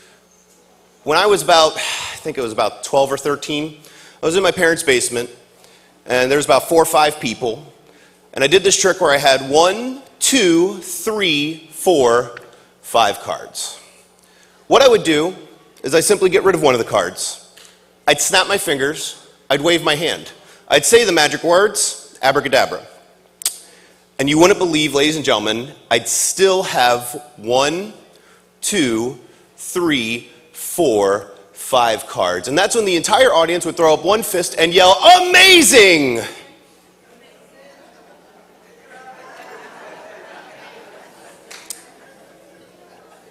All right, I'll give you another shot. There I was, what did I say, 6, 7 years old. There's like 20, 40 people in the room. And they're sitting on their folding chairs, eating their triangle sandwiches, drinking their soda pop. And I had this trick where I had 1, 2, 3, 4, 5 cards. I get rid of 1. No, actually, I remember what I did. I got rid of 2. I'd snap my fingers. I'd wave my hands. I'd say the magic words, simsalabim. And that would cause the magic to happen, because, ladies and gentlemen, you would not believe I'd still have 1, 2, 3, 4, 5 cards. And that's when the whole audience would throw up one fist and yell. All right, this side of the room's doing all right. We need to work on you guys. All right, one more time. There I was, 3, 4 years old. There's 300 people in my parents' basement. They were sitting on their triangle sandwiches, eating their folding chairs, trying to sip their soda pops. I had this trick where I had 1, 2, 3, 4, 5 cards. I get rid of 1, 2, 3, 4, 5, okay. 6, 7, 8, 9 cards. I'd snap my fingers. I'd wave my hands. I'd say the magic words. Hocus pocus. And ladies and gentlemen, you would not believe I'd still be left with 1, 2, 3, 4, 5 cards. And the whole audience would yell. Fantastic news. You guys passed. All right. Guys, so I always like to talk a little bit about where magic came from for me. And before I got to cool stages like this or do cruise ships and all these other corporate gigs that I do now, I used to work in a magic shop at a theme park. I used to do 20 to 30 shows a day selling these little magic tricks, and it was the time of my life. But what ended up happening eventually was I got enough money at 17 years old, and I bought my first car. It was a little 2-door Honda Civic. Thank you. All right? And I would drive. Then I finally got offered my very first real gig. And it was all the way in the wonderful city of Jacksonville. Now, I live in Orlando, so that's about a 3-hour trip, okay? And I drove every single Saturday in this little 2-door Honda Civic to work under an overpass in a flea market for money inside my hat. I wasn't even paid for it. But I loved it. I would never take it back, because I bring one of the first tricks I ever learned from another magician there. And I always thought that it was really interesting because he did this, you see small card tricks like that first one, but this was like a really big card trick. Anybody want to see a really big card trick? Yeah. That's a shame, because I'm going to do a rope trick. All right.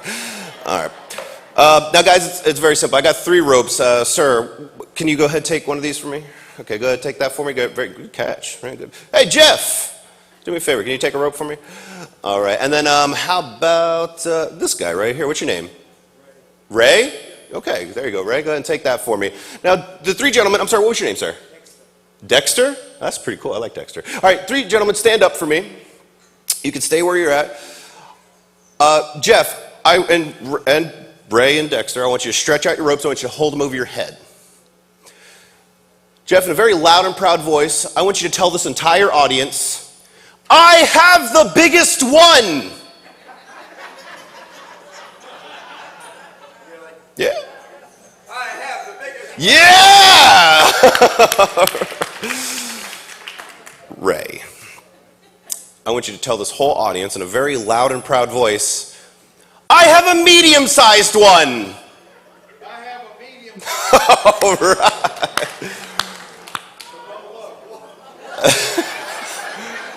Dexter, come on stage, man. Come on up stage. Come up here with me, man. You can take the steps right over here, Buzz. Big round of applause for Dexter. Oh, wow, he jumped right up. Big round of applause for Dexter, man. All right. Dexter, I want you to look this whole audience in the face, and in a very loud and proud voice, I want you to tell all of them,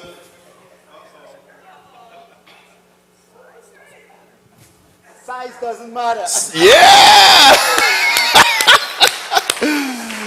All right, guys, actually, before I take the ropes back from you, I want you to try and stretch them out. Stay right here for me, man. I want you to stretch them out. Do they get any longer? No, you wish, right? Anyway, all right, touch the ends together. Do they get any shorter? They magnetize, stick together, anything like that? Okay, would you say you have a real piece of rope?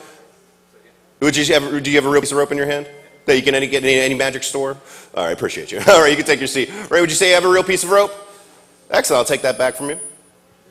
Perfect, man. Good throws, man. Look at that. That's good. These guys are awesome. And last but not least, Dexter, would you say you have a real piece of rope? Yeah. Thank you. I appreciate you. No, here, stick with me for Dexter, because I want everybody to kind of see both angles of this, okay? So you get to see what they can't see. So you can see the backs of the rope. They can see the front of the rope. So if we go through the ropes, this is the Jerry size, this is the Ray size, and this is the Dexter size. Okay, so this is the Ray? Dexter. Okay, all right, just making sure you're still with me. Now, here's what it is. I brought something very special with me to help this go along, and it's, you wouldn't believe, a magic wand. That's right. Now, what I want you to do is, believe it or not, all these ropes look different, but they're indeed the same exact length. I want you to wave the wand, Dexter, over the ropes for me, okay? Go ahead.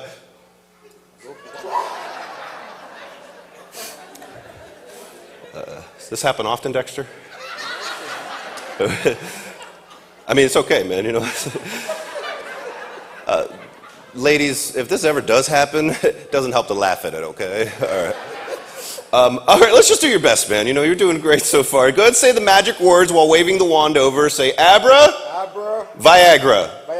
Cadabra, I'm sorry. Big round of applause for Dexter, guys. You go take your seat. It's so depressing. Okay. Anyway. Guys, whether you believe it or not, that does cause the magic to happen, because if you take the Dexter piece, put that at the top, you take the Ray piece, put that at the top, take the Jerry piece, and you give it a shake like so, it'll actually start to look like the ropes are magically, mystically, and very, very entertainingly the same exact length. Can I get a hallelujah? Anyway. Now, people do ask me all the time if I'm using trick rope, but just for you guys today, I'll actually tie each rope together, showing you there isn't any fancy sleight of hands or no difficult moves. Every rope is indeed the same length. I will also let you guys know I have never finished doing this trick for any audience, not even the one I have here today, without a near-deafening applause first.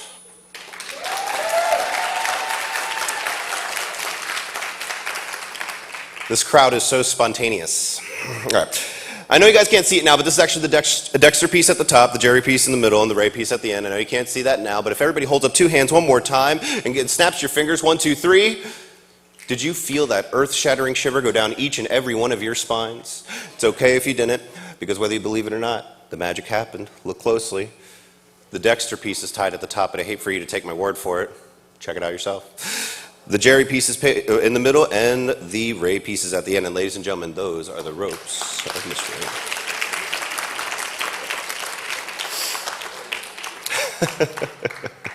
You know, Dexter did really good, man. The last guy I did that to, he like cried on stage. It was a mess, man. We had to clean it. Wait a minute. I had to apologize. It was a horrible thing. Oh my gosh. I do feel bad though. I do feel bad. Oh, is this your wife? Oh, okay, excellent. Huh? Oh, I don't need to feel bad? He deserved it. Oh, okay. All right, that's okay. Well, what's your name?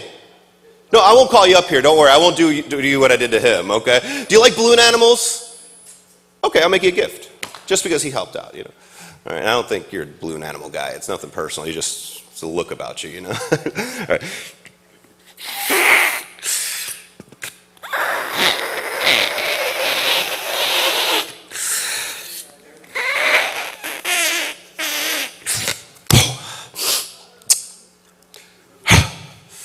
Didn't know the show was going to be 3D today, did you? All right. What's your favorite animal in the whole world?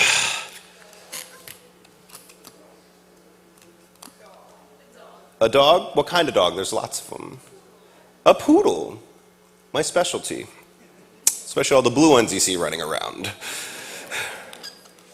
Poodle it is. Here goes nothing.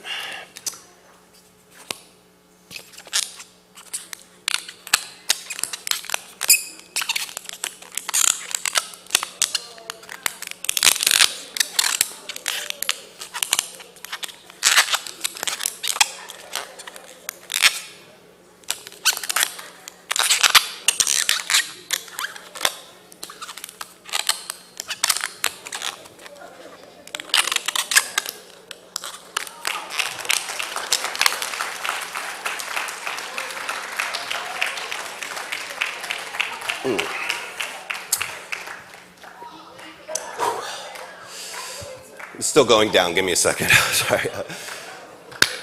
All right. Dexter's wife. If you give me about a half hour or so, I'm going to turn that into a Shih Tzu or a poodle for you. Okay, I can do both of those really good. Okay, all right. Maybe a cup of coffee might bring it back faster. I'm not a scientist. I'm not a doctor or anything like that. As you can see, my parents are so proud of me. Oh man, wow. Whew. Man, you guys enjoying the show so far? That's awesome, awesome, awesome. You know, I always get kind of like tired of being a magician, but, so I like to give somebody else the opportunity to be a magician. Now, before I do that, I always like to bring up mind reading. I'm not much of a mind reader or mentalist kind of guy, but I did find out in my travels being a magician through over the last 16 years is that everybody has the same superpower. See, we're all psychic in our own way. And the reason why is because the advancement of communication, honestly. We can get anything in the palm of our hands on our cell phones in just a matter of seconds. And that allows us to be so disattached from the real world, but it actually brings us back to having this, like I said, this psychic ability of understanding celebrities. I think celebrities is something we all have in common, all right? And I can demonstrate this today, but I am going to need somebody's help. So how about, what's your name? You. Yeah, you. The one you danced, you. All right. Christina? Okay, Christina, come and join me up on stage, followed by a huge round of applause.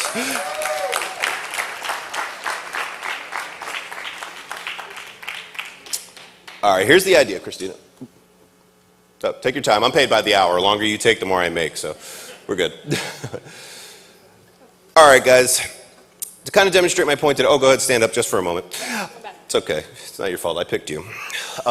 So, guys, inside this envelope, I have a prediction, all right? And it's a picture of a celebrity. But I know that. Christina, you have no idea who's in that envelope. And today, I want you to help me find one. Have you ever been a magician's assistant before? Okay, first rule, face the crowd. Second rule, have a big smile.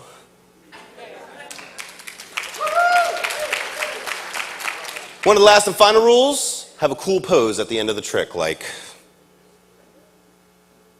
there you go, okay. We'll work on that. It's okay. Christina, I'm going to have you sit down on top of that envelope because there's one surprise rule. Don't fart. Okay. All right. Now, Christina, they can't really see this from where they're at, but you can, so I want you to kind of validate for this. I got a bunch of cards with a bunch of celebrities' first names on it, and this is what I mean by everybody's so attached to the celebrity thing. If I name the first name of a celebrity, you could instantly tell me their last name just because that's where we are. Like if I say Oprah, Paris, Miley, Brad, Bruce, Lady, Nicholas, Elton, Jennifer, Tiger, George, Matt Durham, it's on the sign, guys, like right there. Like, that was the only cheat sheet you had. How about this one? Madonna. Yeah, that's right. Just like that one.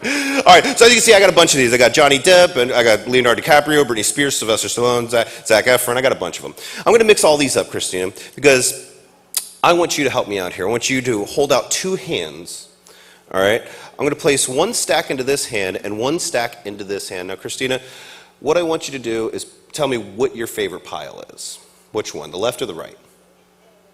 The right. Do you want to keep that pile or do you want to throw it behind your back? You want to keep that pile, so you want to throw the left one behind your back. You don't want to change your mind.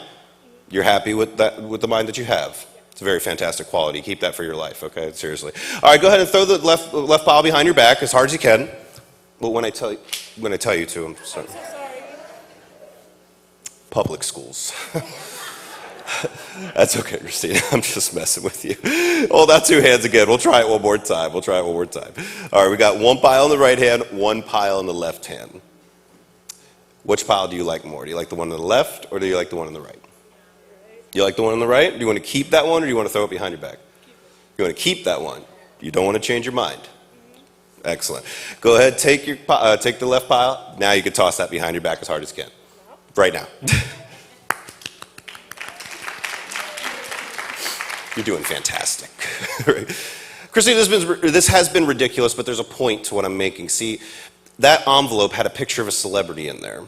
And when you sat on that envelope, that psychic energy came up and connected to you with those cards, and you were throwing, not by choice, it's just the power of those cards alone, that you were going to land on a certain celebrity. Now you get one more totally different opportunity that I don't normally do, but I like this. This is pretty cool. I'm going to spread this little stack of cards that we have left. I want you to take one finger and put it on any one of those cards and keep it there. That one, go ahead, keep it right there. No, you can just keep your finger right on top of it. Yeah, we're going to move it right to the top, but I want to make sure there's no slight going on here. Now, I'm going to give you one more chance. Do you want to change the card you have it on? No. Right there. No tricks. Excellent. Go ahead and take it off the top because we landed on one card. Christina, you can go ahead and stand up. All right, we landed on one card, and you wouldn't believe she landed on Leonardo DiCaprio. All right, big round of applause for Christina. You can go back to your seat.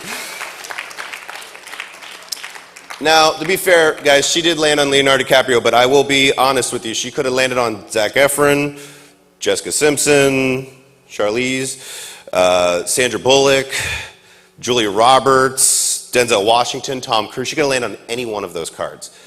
She had the option to change her mind. I never told you what card to choose. Guys, inside this envelope, you would not believe I actually have a picture of Leonardo DiCaprio when he was 6 months old. Thank you. I hope you guys aren't easily offended because I brought the entire picture. All right. Yeah. I mean, he looks pretty good when he was 6.5. I mean, I think he looks better now, but I don't know. What do you guys think? You think he looks better? Big round of applause.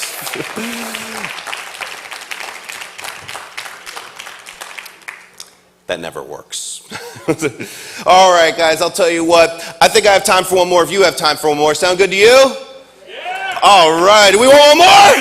Yeah. Hey, that's what I like to hear, guys. I appreciate whoever's yelling like that, man. That's really good. Can you run around the room and make it sound like there's an audience in here? Okay. Guys, this last one's not necessarily a magic trick, okay? This last one is more or less like a sentimental thing to me because when I was 17 years old, before he passed away, my grandfather was my biggest fan. He loved magic. He thought it was so cool, but he wanted me to explore other types of entertainment like unicycling, juggling, all sorts of things. So what he did is he took me to the circus out in Tampa. It was a huge circus, and I mean, it had everything in it. It had the lion tamers, the aerialists, all that. The one thing I can never put past it, though, were fire eaters. I thought they were out of their minds. I thought somebody would put an open flame in their face was an extreme lunatic. So I chose to learn how to do that. Now, guys, I'm going to be totally honest with you. Please, whatever you do, if you're under 18, do not try anything you're about to see me do because, this is very real fire. And you will get hurt. Ow. Thank you. A little bit of history of fire eating, guys, I always found interesting. The first commercial fire eater was actually an Englishman, and people thought that he could eat fire like it was candy. So with that being said, I want to show you guys the simplest and easiest way to put out a flame using only your mouth. Thank you.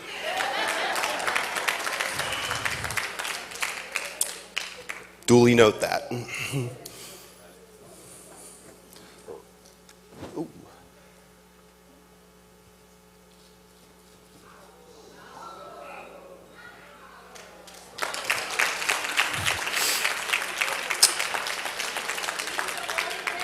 To kind of skip ahead, not to go into too much detail, but there was a French sailor, and French sailor, yeah. People believe that his teeth were so calloused that he could hold the flame right in between them. The things I do for love.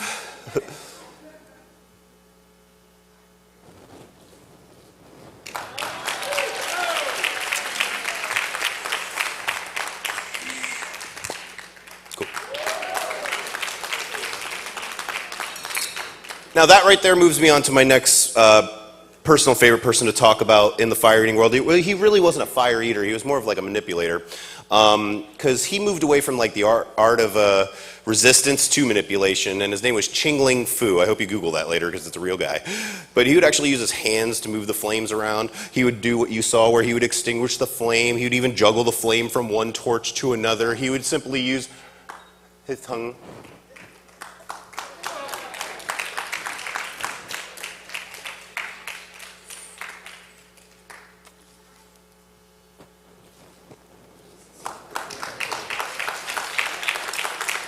Thank you, guys.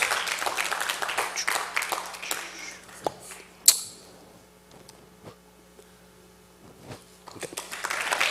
Speed that up. Okay, guys, I'm going to do one more with the fire, but I'm going to be really, really brutally honest with you. This last one's not only twice as dangerous, it's twice as stupid. Which means you guys have to be twice as loud. You in school? Yeah, you make good grades?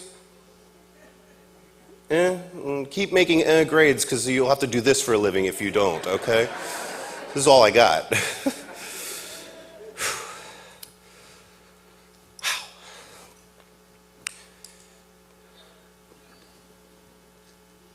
Right about there would have been the twice as loud part I was talking about, guys. Guys,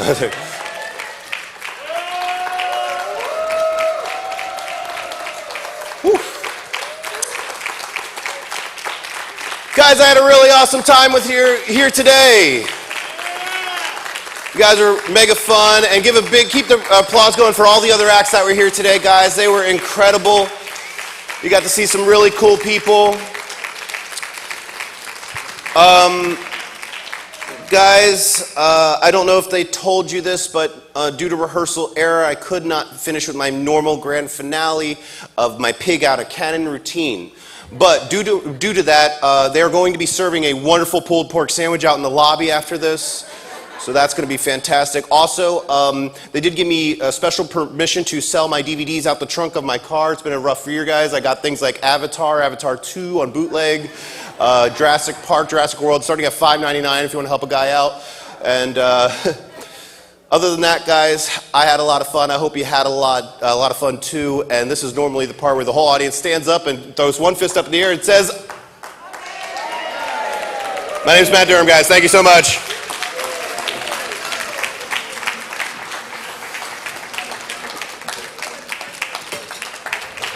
All right, thank you, Matt. Let's hear it one more time for Matt. Okay. Oh, they closed the curtain. I was going to ask him if he could bring out the fire so I could try one of those fire tricks. That's pretty impressive. Okay. At the beginning of the program, I promised that you would laugh and you would learn. Did you laugh today? Did you learn something today? Especially from our keynote speaker. You learned. Okay, good. As the saying goes, it takes a village to raise a child. To put on an event like this, it takes a village, the village of Royal Palm Beach, and CAFCI. So let's put your hands together and thank them for putting this program together. And to provide the acknowledgments for today's program, please welcome Councilman Jeff Hamara.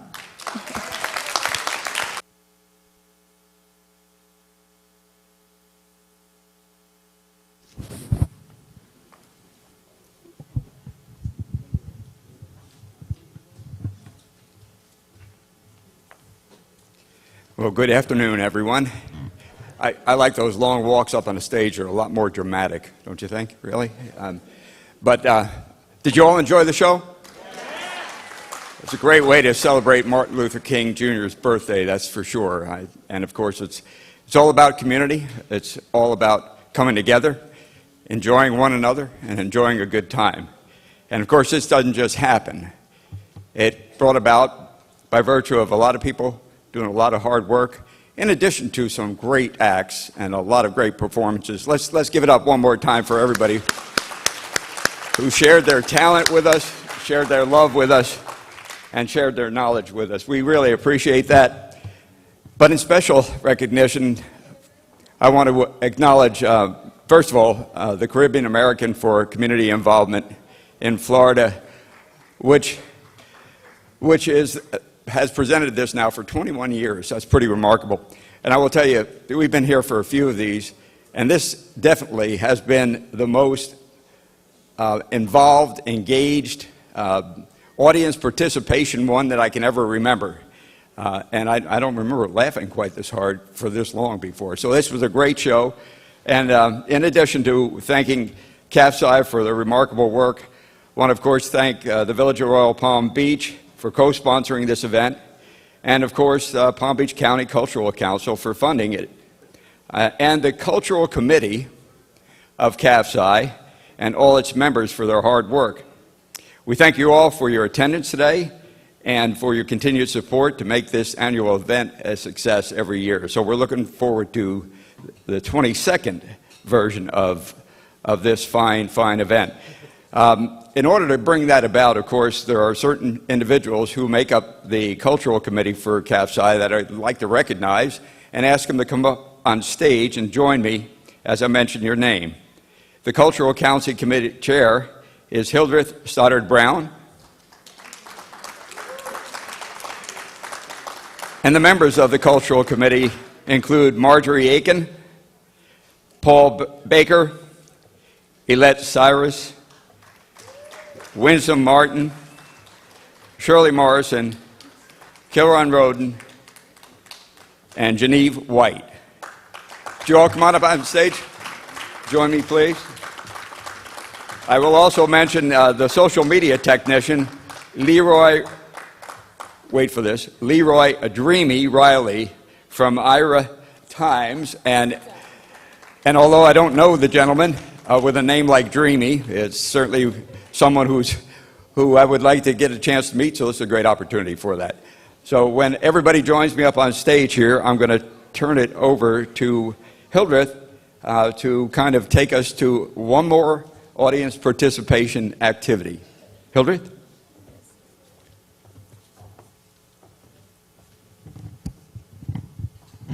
Really, we can't thank you enough. And I would like the audience to stand, please.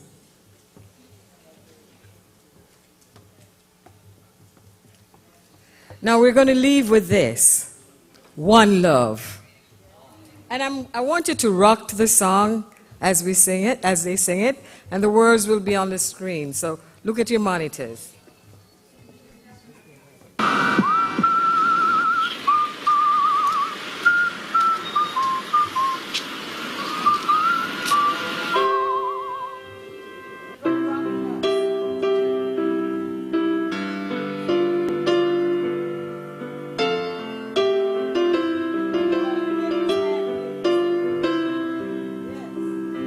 One love, one heart.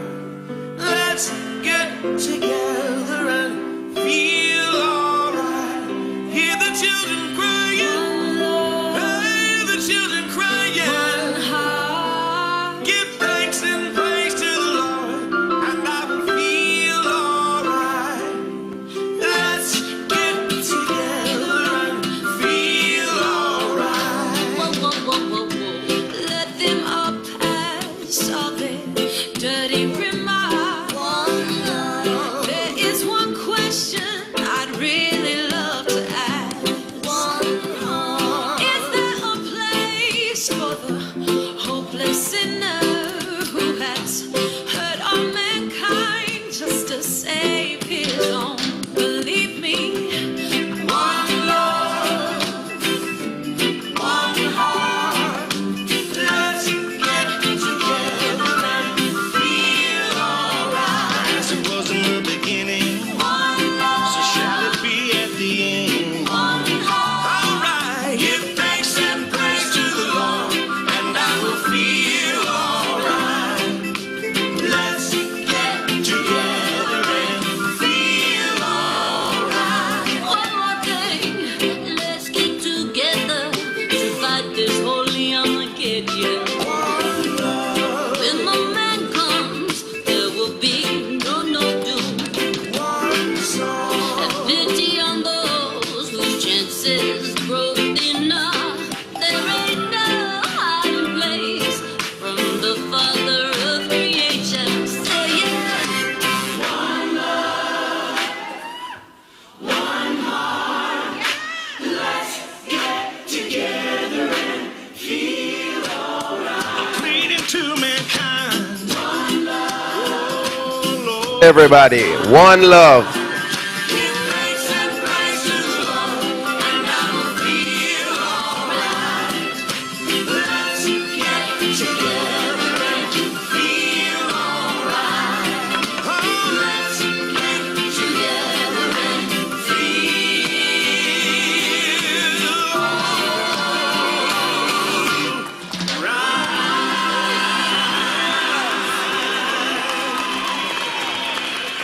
That's what awesome. So now, get out in your communities and share the love.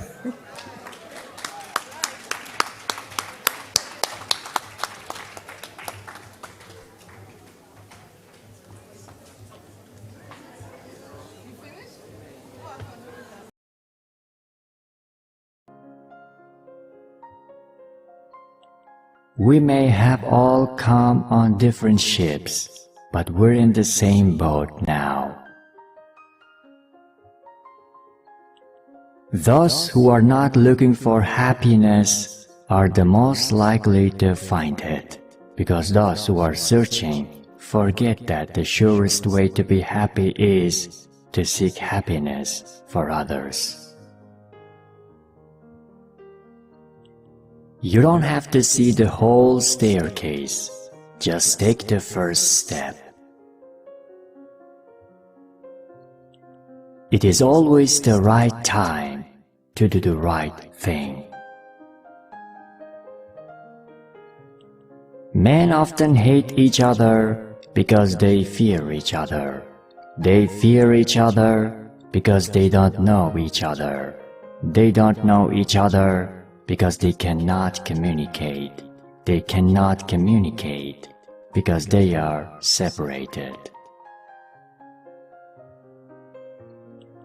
Quietly endure, silently suffer, and patiently wait. Love is the only force capable of transforming an enemy into a friend. A man dies when he refuses to stand up for that which is right. A man dies when he refuses to stand up for justice. A man dies when he refuses to take a stand for that which is true.